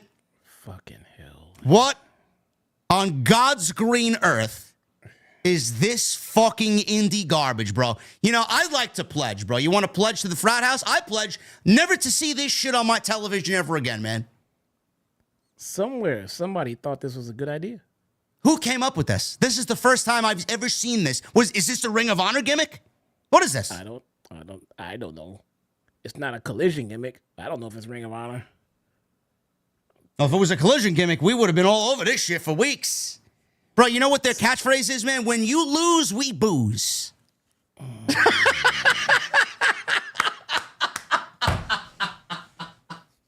Oh my God, man. When you lose, we booze. Can you believe this shit?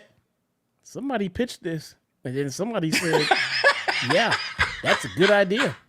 Oh my God, man. Can we ask a legitimate question? Why are we still doing squash matches with the Ops? Does Samoa Joe need squash matches? Does nobody know what Samoa Joe's capable of?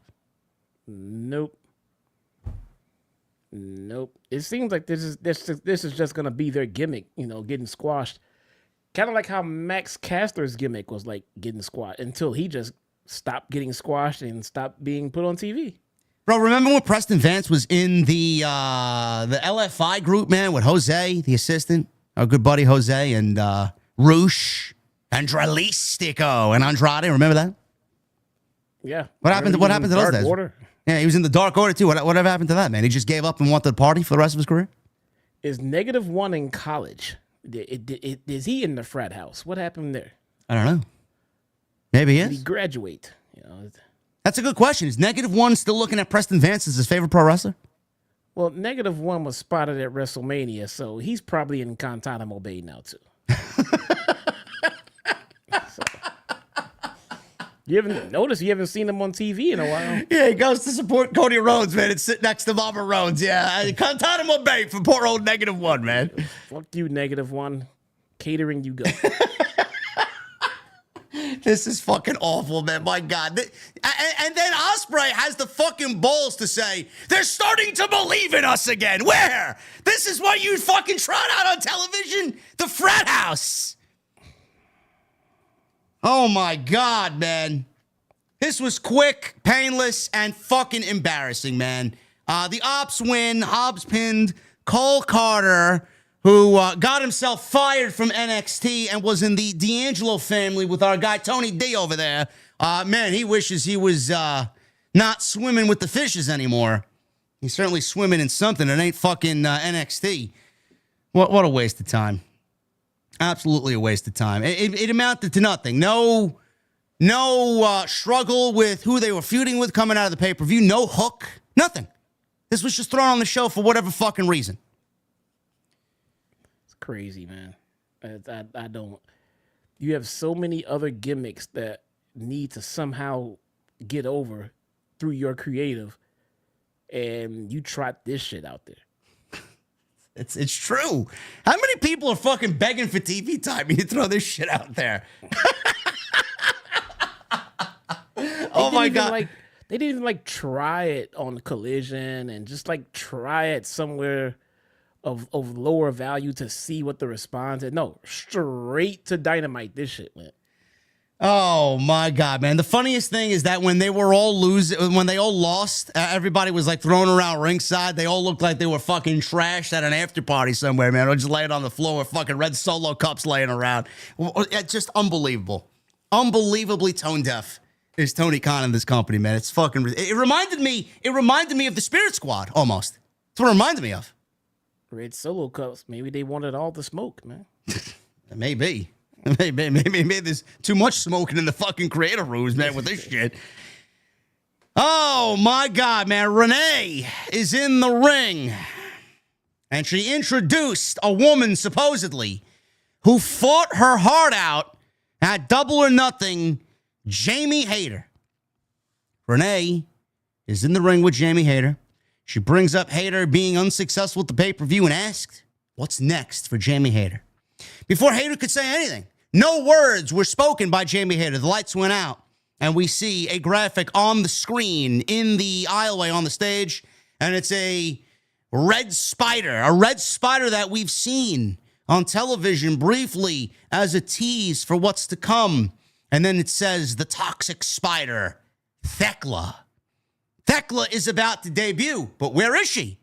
Where is she? The camera conveniently just stayed on her logo on the big screen for a good amount of time. And then all of a sudden, we just see Jamie Hayter laying in the ring. We didn't see the initial attack. So for all I know, the lights were still out and Jamie Hayter was already lying on the ground. But there they are just shooting the graphic of her logo. So she picks up Jamie Hayter and she did this big forearm attack and she stood over her and she did the Bray Wyatt spider pose that we all have come to know and love from Bray. And Taz called it Tarantula Jones. And Jamie Hayter rolled out of the ring. We were told that Theckla was fired from Stardom with cause for striking not just a company official, but the president of the company. And that was it. And then after that, Jesse, immediately, they didn't let the moment breathe. They didn't let the fucking debut just sit and be like, oh my God, Theckla's here. What is she going to do? Why is she here? They went right to a fucking vignette of Mystico because AEW is coming to Arena Mexico in June. And that was Theckla's debut. Well, if she was fired for cause, why would another company hire her right away? That seems kind of like a far-fetched reach. No one's gonna. You get fired for cause, no one's gonna hire you right out of the gate. So, first of all, can we just talk about how absolutely fucking outlandish this company is to take Jamie Hayter out of one of the best matches that she's produced all year in AEW for the women's division, to have her turn around, show up on Wednesday following the pay-per-view, be asked a question about her career, and then within seconds is laid out by someone who's coming on in who undoubtedly will get a win in her first match. Is that all Jamie Hayter's good for? A debut match with Theckla and a loss? Now, you couldn't pick anybody else to fucking debut this woman against? It's got to be Jamie Hayter? Josh Alexander did not get his first win in AEW in his first match. He's probably a bigger deal than Theckla. Well, I mean, depending on who you talk to, I don't know if that's the case or not. Well, I know something about Josh Alexander. I've heard of him before a spider came crawling across our screens for the last couple of months. He lost his first match. He did. But this is Jamie Hayter. Do you genuinely believe she's going to beat Theckla in her opening match or in her debut match after we know what she's done and how she's been punished since she's gotten back? I would guess no. If I had to guess at it. How is anybody looking at this as a positive debut? Are you excited about this chat? Theckla? This was awful. This was one of the biggest botches of a debut I think I've seen AEW have on television in 6 years. Who is she? I'm not worried about it. I'm happy they got a new name in the women's division to book, since we're all sitting around saying, well, such and such went through everybody. Well, not anymore. Yeah, well, they haven't gone through yet. All right, what'd they do with Megan Bayne? Are you confident in Theckla? What have they done with Mina? Where's Mina? She got a title match in fucking 2 weeks and lost. And now where is she? It's either they have nobody or they're not gonna do it right. So I mean, what the fuck are we doing here then? I mean, there's this. I mean, we got to do something. This is a new name. Who is she though? They failed at that. They gotta. Why do I care about this? I don't know who this woman is. Are you gonna tell me to go Google it again? They showed us spiders. Great, she's fucking Peter Parker. That's fan-fucking-tastic. Who is she? Why do I care? You couldn't give me a fucking... What happened to the old school way of doing things? They got this spider graphic that shows up. You could barely fucking see it on the screen for 2 weeks. There's no vignette. There's no fucking visual. Here she is. She comes out. She lays out Jamie Hayter with one of the worst fucking debut attacks I've ever seen. And the production fucked it up. And nobody made a fucking sound. She came out to the sound of silence. It's as if the spider poisoned everybody in the fucking arena. Nobody said anything. Nobody reacted. Yeah, I mean, I did like the teasers that they were placing on the screen, everything like that. But yeah, I don't know. That maybe it should have evolved into something more, or I don't know. I definitely wouldn't have debuted her in a way that just flat out killed somebody. I mean, I'm assuming this is gonna lead into her first feud. So she doesn't get jobber matches. She doesn't get any enhancement matches. She doesn't get promo packages. She goes straight to Jamie Hayter, who is, I thought was being, dug out from her pre-show re-debut, but now I'm wondering what they're going to do with this one. She's, clearly headed for a match. Maybe she gets enhancement matches before her match with Jamie Hayter. Maybe Jamie Hayter comes in, interferes, and gets her revenge for her showing up during one of her enhancement matches. Not sure. I don't know. I don't think it's like Jamie Hayter is buried though. She's just gonna encounter a loss from a debuting wrestler. How they're gonna book her after that is what's gonna determine if she's buried or not. But since they did debut her or re-debut her during the pre-show, I don't know if I trust them very much. I don't. I thought this was terrible. Go Google it. Yeah, no, I'm not gonna go Google Theckla. Thanks. Yeah. Poor Jamie Hayter. Poor Adam Cole. Adam Cole and Kyle Fletcher. This was for the TNT Championship. They teased us with a title match here, only for it to end in a disqualification. Now, nobody's talking about the match. Everybody's talking about why Adam Cole could have seriously fucking ended his career off of a spot that nearly decapitated him in this match. And we'll pick it up here towards that spot.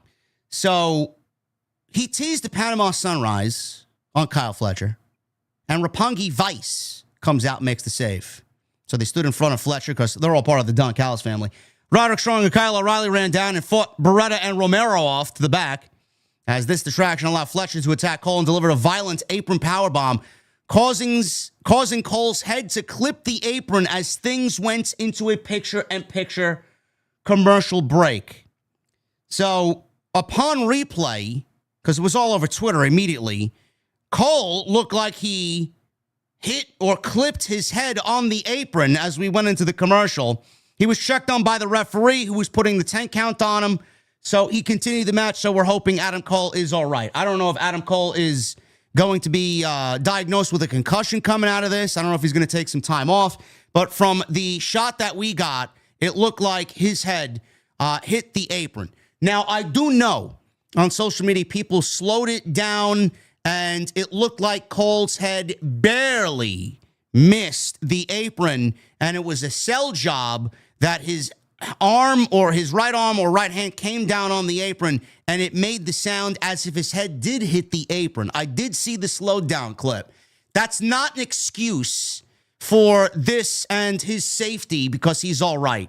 A move like this, first of all, apron bombs are done way too much, and they should be fucking axed permanently no matter who you are. I don't know why anybody would even agree to take an apron bomb. I don't. It's one of the worst fucking moves a pro wrestler can dish out and take. I don't understand why we are still in this position where we're dishing out fucking apron bombs, like the buckle bomb. It never ends, and every time I see it done, I cringe. You risked Adam Cole's not even career, his fucking life for millimeters of him missing that. Why would you even attempt a move at that in that type of way for him to miss his head on the apron like that, Jesse, so much to a point where it scares the entire audience shitless, as if this guy really hit his head on the apron? One of the most reckless things I've ever seen AEW do was this spot. This guy was out for 15 fucking months. Was that not enough? You want him out for his entire career? Would that make you feel better? All right. Just about every wrestling move, every one, all of them, if done incorrectly, looks like instant death. All of them. How about we do a pile driver with Owen Hart and Stone Cold Steve Austin? Paralyzation. If done incorrectly, you're fucked up. You are so fucked up. Yes, and they banned the move. Right.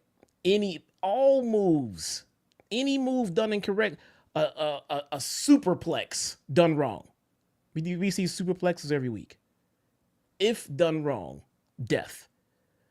So like, well, why do the spot? They could have not done that spot and did something else and botched it, and they could have been near death. It could have been near death. you're supposed to have trust in your opponent to not kill you.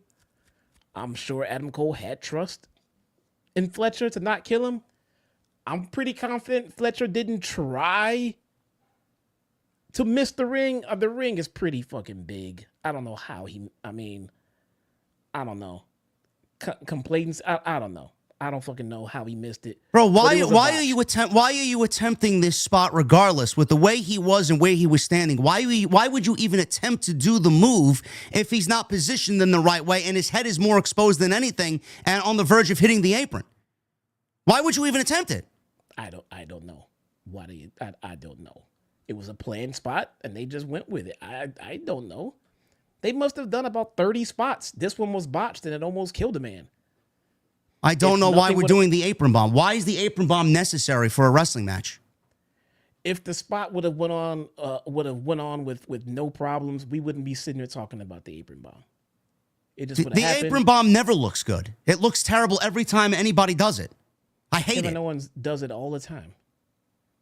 Kevin Owens does it safely. Kevin Owens never fucking paralyzed somebody doing an apron bomb. Like I said, until something goes wrong, when a mishap happens, it's dissect city. I mean, it was a botch.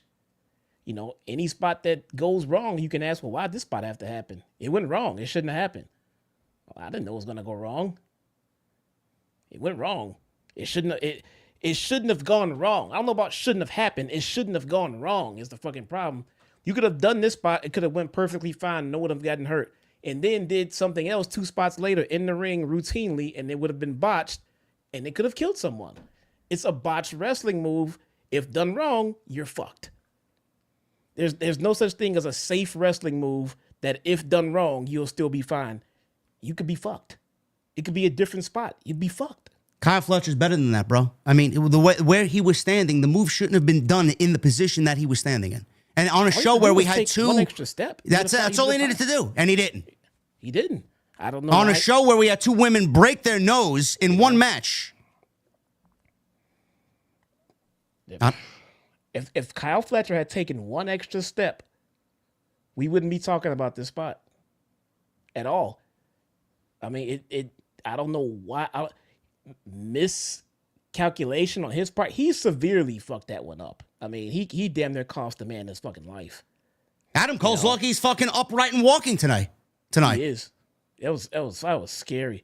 I was watching that shit live, and I'm like, what the? I mean, I was scared. I was terrified for Adam Cole, man. That was scary. I get what Jesse said. Jesse's correct. You know, a move can happen, and I mean, you could get. I mean, look at Chris Bay. I mean, nobody knows what happened, but it was apparently some people said it was one of the more fundamental things you'd see in a pro wrestling match, and now he's his career may be over. You know, so my point is, and this goes back to what I said about the women's match with Harley Cameron and Anna Jay breaking their fucking nose unnecessarily for what? Why do we need to see this shit on weekly television? Why are you doing these high-risk spots, these fucking death spots on weekly television when all we do is see them at the pay-per-view multiple times a night and they just jam it down our throat? Why do you? This is a title match that you're more than certain setting up a program for between these 2 guys at All In. Why are you doing this in a nothing match where the title is not going to change hands? This could have been as simple could be. Take you from step 1 to step 2 and build the next part of the story for these guys going into All In. Why do we need someone nearly fucking dead to prove that point? That's the point I'm trying to make. They do it so much they don't even realize what they're doing, and they do it so much it should be saved for big spots. You got guys fucking killing themselves on weekly television in front of 600,000 people that they can't even beat the fucking developmental show on the other company for. Why? Look, man, if I thought for a second there was a remote possibility of this spot happening the way that it did, this spot wouldn't happen. It don't matter what the situation is. It could be the main event of All In front of 100,000 people. It doesn't matter. It doesn't matter if it's on Collision with 10 people or main eventing Forbidden Door. It doesn't matter. If I thought for a second the spot was going to end up the way that this did, the spot never would have been even attempted or planned. No one thought that it could or would end up like that. just the same as any spot. You know, doomsday device. You don't go all the way over. You fall directly on your neck. Why are you doing that move? Because it's someone's finish. All right, Jesse, I understand that. But why is there such an overabundance of moves and spots like this multiple times a night in the same week? I mean, we see it. It's legitimately every single week, multiple times a week. Why is it necessary? I don't understand why you need to do this to get over. Do they feel like this is their only way of getting over? I got to do this death-defying move so people are talking about me. You want to know why they do it? Because Kyle Fletcher can't get himself over because he's not doing anything as far as his character work to get himself over. Who the fuck is he and why should I care? He's Kyle Fletcher in the Don Callis family. So I have to go out and kill somebody for people to start talking about me. Is that why? I don't know. Apparently, according to this guy, I'm missing the point completely. Explain it to me. Someone explain to me the point that I'm missing. I understand what you're saying, but apparently I'm too stupid and don't understand it. My point is, the danger can come from anywhere, not just a high spot. It can come from a bad body slam. I mean, the moves, if done safely, are fine, and we wouldn't even be talking about this goddamn spot if Kyle Fletcher had taken one more step to his left. But he didn't, and now we're talking about the spot. One step to his left, it would have been fine. They could have gotten in the ring, did a suplex, could have came down on his neck. We'd be talking about that spot. It was a bad spot. You are correct. Somebody fucked up big time. You are correct, but the point of the matter is you don't need to do this to get over. You don't. I don't think anybody thought, if we do this spot, bro, I'll get over. Please let me do it. I don't think that was... They planned a spot. It's not just that spot, Jesse. It's dropping. We've talked about this on this show. People getting dropped on their head, apron spots, fucking apron bombs, the hardest part of the ring. People doing shit just for the sake of doing it because they can't get over anywhere else or any way else. Kenny Omega does these problem. Dragon suplexes every fucking match multiple times. Kenny, the way he used to do it in New Japan, the way he does it here is completely different. It still looks very fucking bad. The way he drops everyone on the back of their fucking neck like that. Show that shit to a doctor. They're like, what the fuck, man? An overabundance of wrestling moves like this are not necessary. They're just not. They're just not. No, they're not. They're all inherently dangerous. Very. And they're trained professionals who we hoped would know to measure the fucking distance between yourself and the ring so you don't kill a man that you're getting ready to slam. Kyle Fletcher dropped the ball on this spot. Big time, man. I don't know what's killed the man. Yeah, he did. I don't know what's going on. Adam Cole has never felt more fucking useless in any promotion I've ever seen him in. I don't know what the fuck happened. It almost doesn't even feel like he wants to be there anymore. I said, bro, I'm on record. You can go to my live stream when we get done here. I'm on record saying the very fucking same thing. The exact same thing. This is coming from an Adam Cole fan right here. I love Adam Cole. Yes. What he did in Black and Gold was fucking brilliant. Who this fucking guy? I don't know who the fuck this guy is. Who is he? Where's the real Adam Cole? Ever since he came back from injury, Toni hasn't done anything fucking remotely close to even booking him right. But he doesn't wrestle with any heart out there anymore, man. It's just like he's just going through the motions. I've been given some information about that unfortunately, I'm not privy to really talk about it on air here, and I'll tell you about it after the fucking show. But you're not wrong. You're not wrong. I guarantee you, man. As soon as I don't know when his contract is up, if Triple H comes calling, man, he's out. Guarantee it. Guarantee. That's my prediction. This match went nowhere because it was a DQ. Outside that spot, which is all anybody's talking about, it led to a disqualification. The Don Callis family came out. After a Panorama Sunrise, roll up into 2, Fletcher popped up with a snap German, running corner boot. Fletcher wanted a brain buster. Cole countered into another last shot, Panama Sunrise flush. Cole lowered the knee pad looking for the boom. Josh Alexander sprinted out and attacked for the disqualification. This was setting up the next match, which was Josh Alexander and Brody King. But Fletcher and Alexander kept putting the boots until Brody King's music hit, and he came charging out with a chair as Alexander and Fletcher bailed. Security ran down to separate everybody, and this match was coming up next. All of this meshing together, I don't like. This was just awful, an awful formula for the show. This You did used not to talk about this all the time, but now it's a stickler in my head. I'm tired of guys waiting for their fucking entrance music to come running out to save someone. Yeah, it's awful. I hate it. I hate it so much. And there's even nowadays, I mean, I don't mean like nowadays, I mean like over the last few weeks, there's even a pause. The music will hit, people will pause in the ring, then turn, and then whoever's coming out for the run-in is walking with a chair or some shit like that. There is no sense of urgency on run-ins anymore. We used to touch on this shit a while ago. It's gotten worse. Every goddamn body has to wait for their entrance music in a matter of urgency. That's like one of my kids calling me saying, "Dad, I'm in trouble. I need you to come get me. Hurry up, please." And I'm saying, "Okay, sure." And I stop, get into the car, and look for my favorite song in my playlist to play before I leave. What does urgency mean to anybody these fucking days? I listen, man. That's one of my pet peeves. Someone actually asked me and Jason on TNT last night, "What's your biggest wrestling pet peeve?" That's definitely up there. It's certainly up there. People coming out waiting for their theme music. Like, bro, is it difficult to come out without your theme music? Like, why can't you come out without your theme music to save your buddy or save whoever you're partnering up with, your friend? Why do you need your theme music to come out and make the save? Just fucking run out there. I don't think they understand how that little bitty detail adds to the moment. You have to come out to save someone from being hurt, badly injured by multiple people, and you're in the locker room and you see this, you go sprinting out. This tells me that you were sitting right there, either right there in Gorilla watching it on the monitors, waiting for your cue, or you came running through the back and then stopped. Hit my music, quick, because I gotta go. Bro, they have to quit doing that. They have to quit doing it. It can't be done every goddamn time.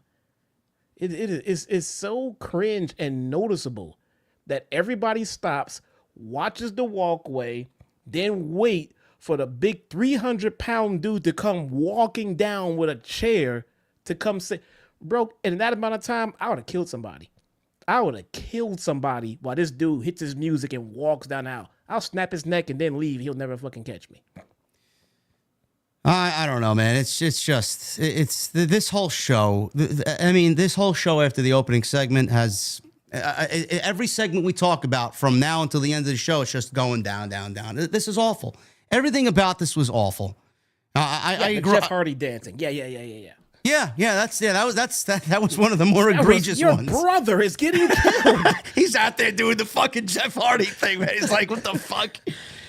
I don't know, man. Obviously, this is setting up Adam Cole and Kyle Fletcher for the TNT title at All In, which is fine. I mean, I've cared nothing about Adam Cole since the MJF feud in the early stages because it was genuine, it was fun, it was entertaining. Then he broke his foot. He was out. They came back. They tried to redo it. It never felt the same. He never felt the same. The Undisputed Kingdom died. Then they changed their name to the Paragon. Nobody gives a fuck. It is such a shell of its former self. And he's getting ready to drop the title to Kyle Fletcher because they want Kyle Fletcher built up so they feel like giving him the TNT title would do him good. Meanwhile, I feel like the title's cursed. Anybody who holds the TNT title is a cursed man. It's not good for anybody's career. Look at everybody that's held it in recent memory. Wardlow, Hobbs, fucking Sammy Guevara. Who else? Danny Garcia. Who else has held the TNT Championship that's done anything with it? Nobody. I was hoping they were going to put it on Fletcher. Don Callis has, I think it's the best, but if not clearly the best, the second best stable in the company. They have no gold. They have no gold. They have none. They have a phenomenal stable. I think it's oversaturated. They had too many people in there. But out of all of these great heels they have, Kyle Fletcher is probably the best they have right now. He has no gold. They have no gold. Adam Cole has a title that he's doing nothing with. I was hoping they were going to put it on Fletcher. Christian was the best TNT champion they had outside Cody Rhodes. Yep. Christian Cage did wonders for that championship and made it feel important. Ever since he lost it, it's been completely garbage, irrelevant. Yep. It's amazing. So, yeah, they're setting up Adam Cole to lose it All In for the TNT title match against Kyle Fletcher. And then what happens after that? Goodbye. I think Tony Khan has just moved so far beyond Adam Cole. It's like, what a fair weather boss, man. He loves him 1 week and then forget about it. He can't be bothered to use him in a meaningful way anymore. Brody King, Josh Alexander. This was no time limit.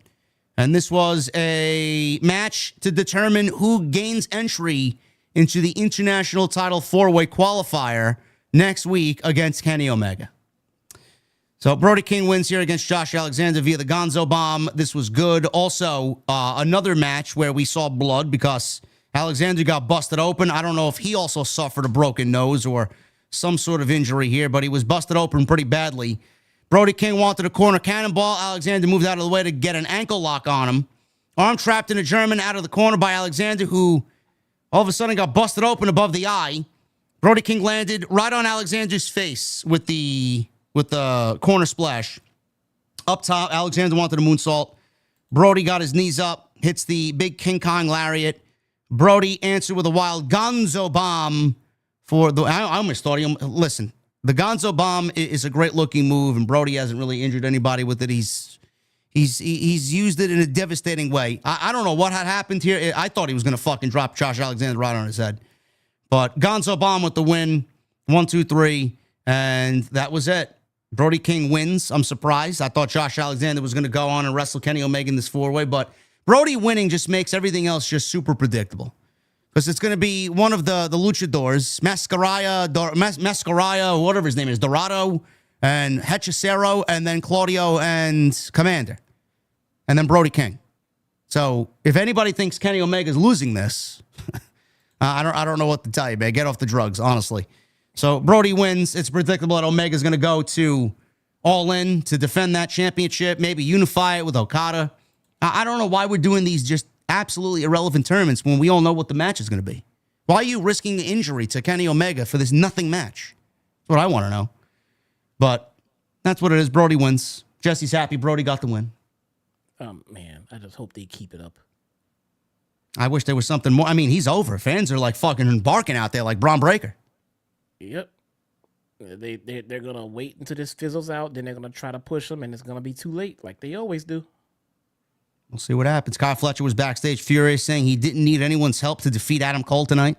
Right on cue, Adam Cole sprinted in, and they brawled until security held them to separate them.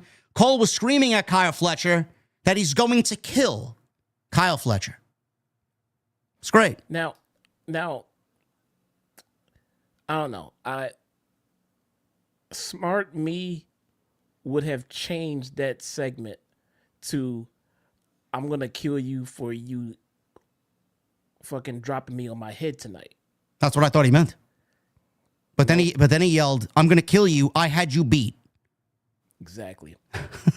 I would have look, use it. It happened. The accident happened. You can't make it unhappen. I agree. And you know, it was already trending minutes after it happened. So I would have used it. You fucking tried to kill me by dropping me on my fucking head. I'm going to fucking kill you. That would have made me feel like, oh, this got fucking personal. Wow. Okay. No, I had you beat. Bro, you almost died. That bump hurt more than you thought it did, apparently. I'm going to kill you. I had you beat. Man. Yes, great. The guy that you're fucking telling you're going to kill him almost fucking killed you in the ring just moments ago. Right, man. Fucking ridiculous. Holy moly. Timeless Tony Storm. By the way, we are 41 likes away from Collision Corner. There we go. If you guys want Collision Corner, 41 more likes. And we'll do that before we get into the Super Chats. The Super Chats are open. Get them on in. We'll hang out at the end of the show. Timeless Tony Storm and Mercedes Moné face-to-face. Moné comes to the ring first. Says she's the greatest winner of the Owen Hart Foundation tournament ever. Legends like Owen Hart and her idol Eddie Guerrero, they don't even compare to the greatness of Mercedes Moné. Sure. That's why she's the CEO of AEW, as Moné was immediately cut off by Timeless Tony Storm, who made her way to the ring after sending Luther away. Both ladies are in the ring. And Toni Storm takes the AEW Women's title and places it in between them. Moné said the fans are sick of the black and white, wanting a champion full of color. Storm says she waited so long for Moné. 441 days ago, Moné arrived in AEW on a show named after her, and since then, she's won titles, she's made history, and remained undefeated. Toni Storm said Moné has never once looked nor spoken to her, but claimed to have been watching her since before she came to AEW, telling Anthony Khan it's the one match she wanted to have, so what took her so long? Moné said, patience, darling, patience, as it's not about Storm, it's about Moné's legacy, and again called herself the Beyonce of pro wrestling. Moné put herself over as the conversation, the blueprint, the revolution. Storm says she's the Toni Storm of professional wrestling, and Moné has never met anyone like her. Moné says the shy, nervous girl she met 10 years ago is very different. So is Moné. She's no longer a boss. She's a CEO, being the best of everybody, or the best. What are you doing? You got birds chirping? It's time. I know, but there's like 3 seconds here left. Nope. We had a deal. You want to do it now and then finish the Moné segment. Okay, all right, listen. Jesse's the boss. We got Collision Corner coming up. You tell me when to hit the music, bro. It's time for Collision Corner. Oh, my goodness. There he is. Look at him. All right. Man, we got a juicy one here tonight. Uh-oh. We got a juicy Collision Corner tonight. This week's edition of Collision Corner is sponsored by David Fearing, Jimmy Fingers, and Whack Boy. Whack Boy. Oh, my goodness. I appreciate you guys. Thank you for being there and helping me put together this Collision Corner. We found out that we get Adam Cole being introduced to the commentary desk. This is his new home. This is Adam Cole's new home. It is a part of a new 4-man commentary booth on Collision. So he's no better than Daddy Magic, huh? Pretty much the same.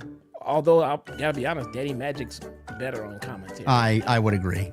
Adam Cole, I love Adam Cole as a wrestler, at least the wrestler he used to be before all of this now. But commentary is not his thing. It is just not his thing. We get the first 15 minutes of the show was spent trying to build FTR versus Garcia and McGuinness, a match that didn't even need to be on the pay-per-view. No. It went 23 minutes, Jesse. My God. It was 15 was for this promo, for this contract sign. Oh, my God, man. It's fucking awful. That's a quarter of the show, 23 minutes on the pay-per-view. Why? Yeah, they did it so you didn't have to watch it on Collision. That's why they did it. This is true. We get a pre-taped promo from Toni Storm. That's always good to see. We have a trios match with the Don Callis family versus the Outrunners and Bandito. Oh, my God, man. My guy Bandito. I love Bandito. Wait a minute. I made an error. It was Los Outrunners. That's what it was. Did they dress as luchadors from the 1980s, bro? Yeah. Nope. Same dress. Nothing changed. They were for this night. They were Los Outrunners. Don Callis joins commentary table. The Don Callis family cheats to win. Who would have thunk it? Wow, man, I'm shocked. Who would have thunk it? We get Mercedes Moné versus Reina Isis. Who? It's raining ISIS. What? Nope, I want to say ISIS because that's how it's spelled, but they keep saying Isis. So, that's what it is. Who comes out doing the Nikki Bella twirl? True story. Let me before you go. Did she do it better than Nikki Bella? No. Oh, okay. No. Okay. No. Not surprised. No. Nikki has a lot Nikki's more got a good assets. twirl, bro. She's got a way better ass too.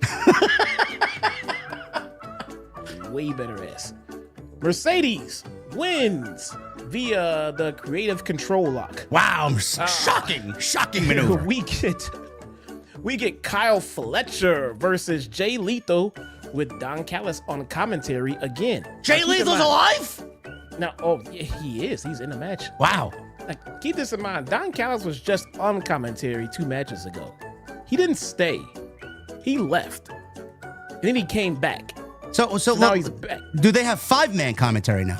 No, it's 4. It's Shivani and Excalibur and Adam Cole and Don Callis. That sounds like a conglomeration of a fucking mess, bro. Holy shit. Man, it fluctuates because Don Callis keeps leaving and coming back.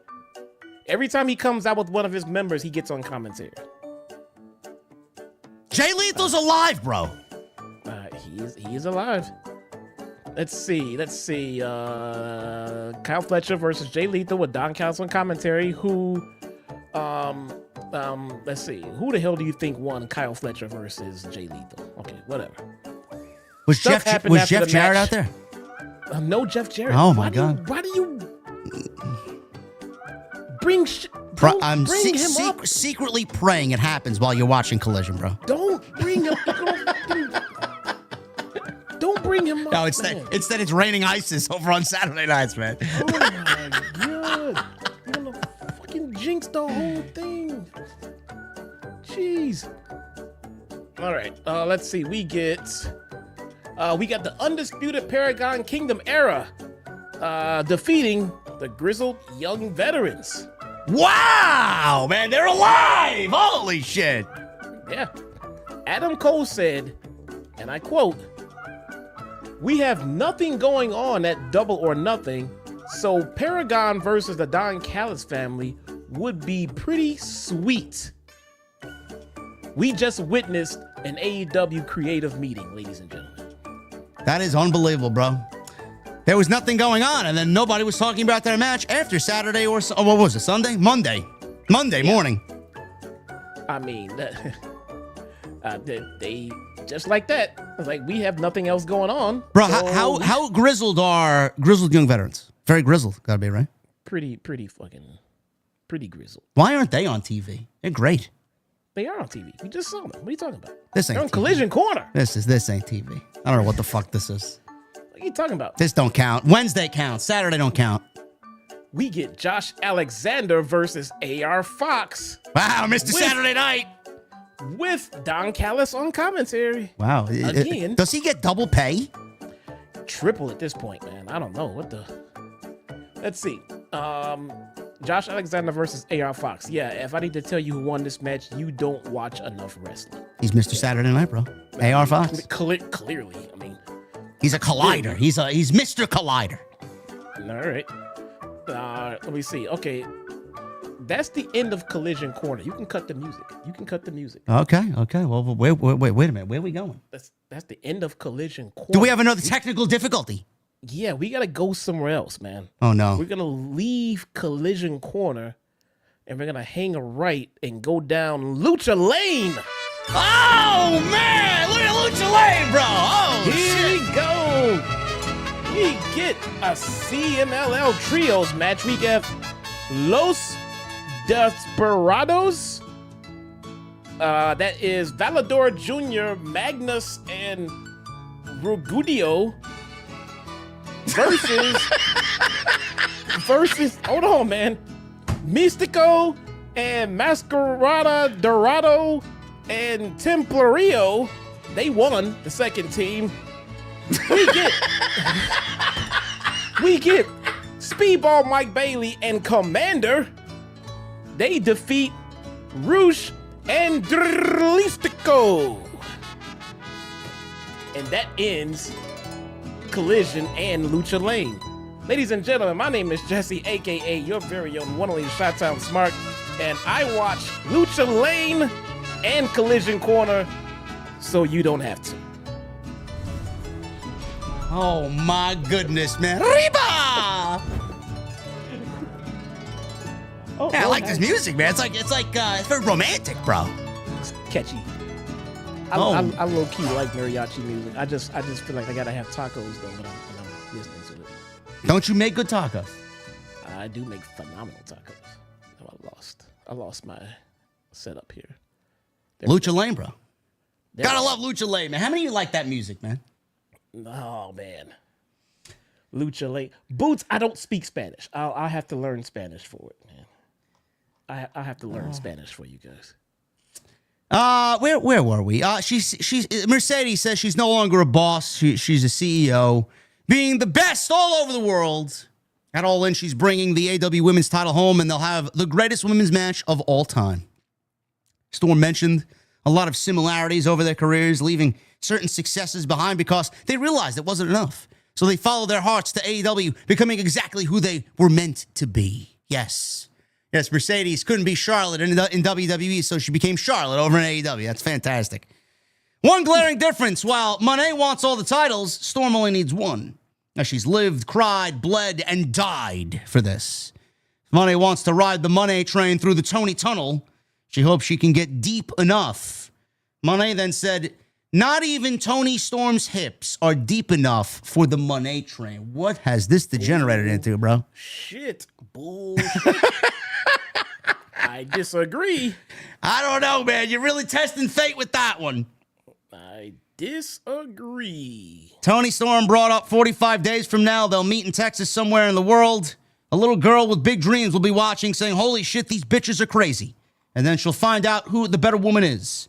Storm sincerely believes Moné is the greatest of all time, but unfortunately for her, Toni happens to be timeless.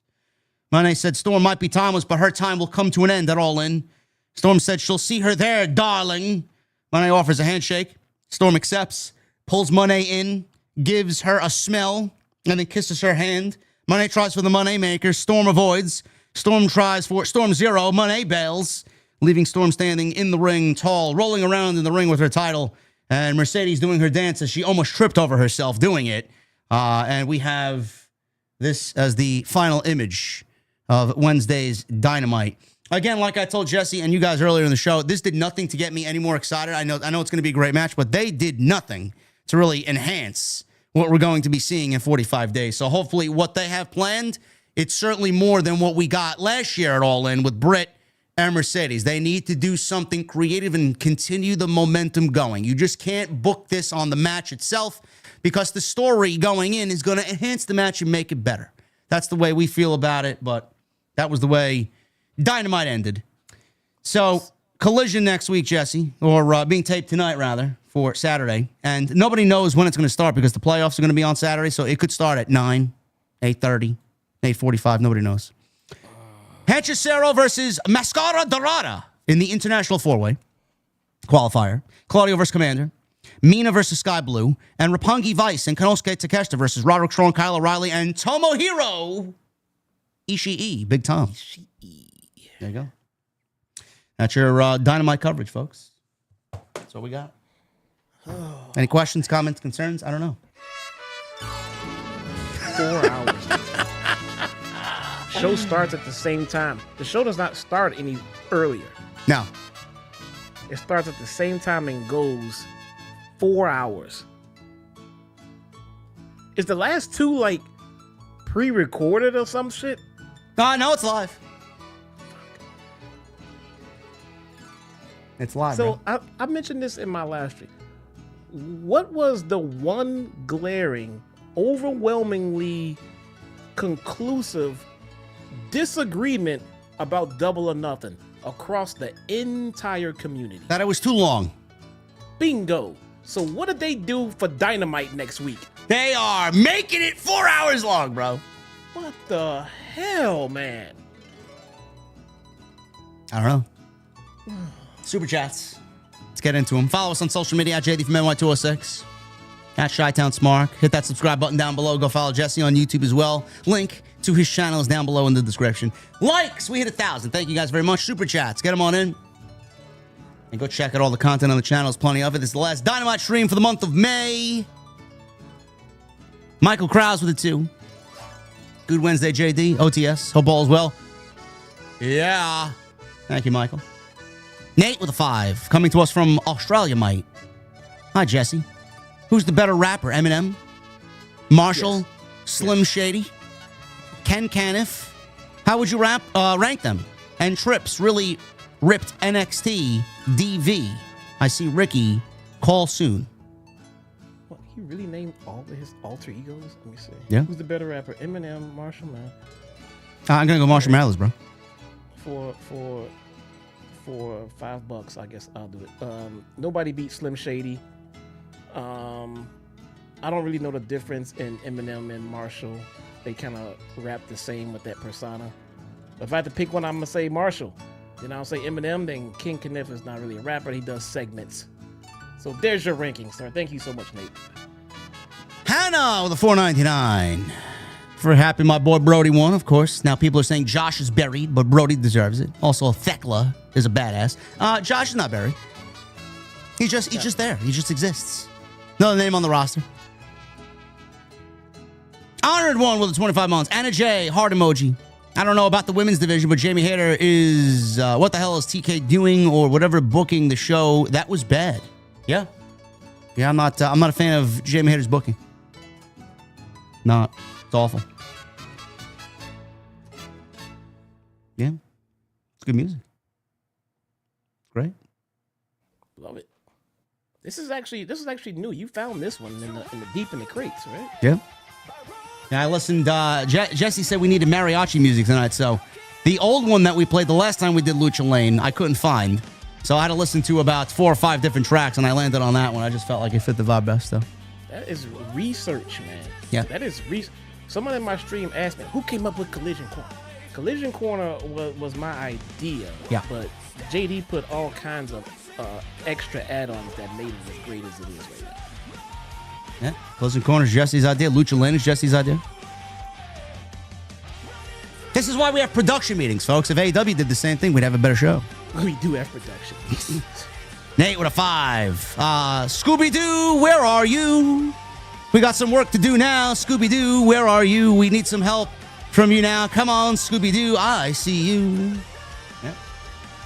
I used to love Scooby-Doo. My mom used to love Scooby-Doo. She used to have Scooby-Doo stuffed animals all over the place. Love Scooby. Braggy. Did she dress like Daphne? No. No? No, I don't want to see my mom dressed as Daphne, bro. Come on. Your mom didn't wear the same kind of pants that... No. Okay. No. You saw Jamie's pants, right? I did. Right. I did. Oh, I'm in your mother's basement. Your mother says hi, by the way. Yeah, well, yeah, my mom is sleeping. I don't know who's saying it. Why do you got the fireplace on, bro? It's like 70 degrees here. You said it was cold. Tony Brown! Your weather's about to get better. I hope so. It's nothing but fucking rain. Yeah. Tony Brown with a 5. Young JD, I'm wondering which pair of Megan Bayne's lips taste best. I'm just saying. I don't know, bro. Maybe we should ask Joey Janela, bro. God, Tony Brown is a PG show. Oh, my God, Tony. Phoenix Joker with a new membership. Thank you, brother. Phoenix Joker becomes a new member. What is Phoenix drinking in the chat? CM Punk fan with a $5 super chat. I would rather watch Gordon Ramsay yell at people than watch AEW. Listen, man, I like Gordon Ramsay, and for some reason I was in bed the other night and I was watching Gordon Ramsay show us all the different ways to cook eggs with his hex-clad fucking cast iron pots and pans. I saw that. You have a hex clad? I do. No, is it worth it? Fuck yeah. I'm interested, bro. They look good. It's amazing. I got the biggest one. I got a huge fucking hex clad skillet, man. Have you ever been to a Gordon Ramsay restaurant? I have not. Listen out. Food does not taste the same in Gordon Ramsay's restaurant as it does anywhere else. It could be something you've had before, and it's at a different level. Well, he ain't cooking it. It doesn't matter, man. The people who cook it are getting it from him. If I teach someone my recipe and they cook it exact the way I show them, it's mine. You're eating my food. Yeah. It tastes like that shit. The thing about it is standards, perfection. They have the kind of standards where they're not going to send it out unless it tastes just like Gordon Ramsay made it himself. There's a restaurant here in Naperville, Illinois, Gordon Ramsay's Kitchen. It is amazing. It's expensive. I've only been there once. I want to go back, but I can't fucking afford it. Have you ever been to some of Bobby Flay's restaurants? Never been to a Bobby Flay restaurant. I don't know if we have one here or not. I loved, what was his one of, I know he's got one, Gato, I never been to. Bar American, I heard about that. that one was good. There was something, Casa something. Yeah, he's got a couple different restaurants. They were pretty good. Bobby Flay Steakhouse in Atlantic City was good. Then they closed it down. Did they? Yeah, very disheartening. He had a fucking unbelievable restaurant there, but here's what it is. We got who do we got here? Thank you, CM Punk fan. Sidro with 5.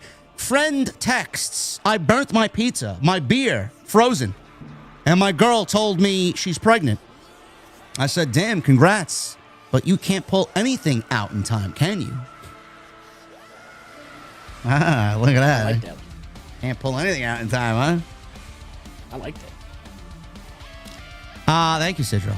Hooligan with 53 months. Hornswoggle with a WWE Legends contract looks larger than Adam Troll, baby. It looks like the size of a troll on AWTV. OTS for life. Salute emoji. Thank you, Hooligan. Shawnster 213 with a 2. I could book a better show. Taking a fucking dump, he says. Dude. Yeah, man, tonight was not their best effort. Omega Kong with 39 months, saying OTS for life, wearing my JD from NY Zelda shirt. Also loved hearing Psychodrama in Chi-Town Mark's watch along. Nice. Who caught my cycle? Omega Kong. That's what's up, man. Hope Mercedes and Toni is worth the hype. What is Psychodrama? Very local Chicago rap group. Oh, okay. I've been listening to them for about 20 plus years. There you go. So that's a way to avoid copyright free, huh? Yeah, man, they're very local. I mean, they are awesome. I actually met them one day. They are very locally famous. Like, nobody outside of Chicago knows who the fuck they are. But if you're a Chicago hip-hop fan, you know them like you know Kanye West, bro. Everybody knows about something. They are that amazing. Interesting. But very local. Never made it big. Omega Kong, thank you. Straight Fighter 88. Or this Street Fighter 88 with a $5 super chat. Hit the like button, fellas. I'm trying to see Collision Corner. Well, you did. Hopefully you enjoyed it. Hannah Blackman with a $4.99. Just asking for shits and giggles. If you could only review one company, which one would you choose? WWE or AEW? This is for both JD and Jesse. WWE, because they're two main shows. AEW only has one main show, and I refuse to watch Collision. WWE. There you go. They have a bigger audience. Yeah. Bizzle is back with a 2. -1 was on the GCW show in a battle royal. I'm sorry to hear that. Oh, GCW. Sorry to hear that. Did he win? Yeah, did he win? Benjamin 42779 with a $2 super chat. AEW has to be careful of copyright infringement. With what? Of what? What are they infringing? Mr. Team Bring It 123 with a $4.99. What's the deal with Joey Janela? I've only heard about him through you guys and Cornette roasting him. What is the beef between you guys? There is no more beef. I actually reached out to Joey Janela during the whole Sabu passing away fiasco when people started blaming him. And I just simply passed along my thoughts and prayers to him because I know he was probably under a lot of stress because that's not fun for anybody. And I wished him the best, and I hope that he came out of it all right. He got back to me and said, I have a new respect for you. Thank you. That means a lot.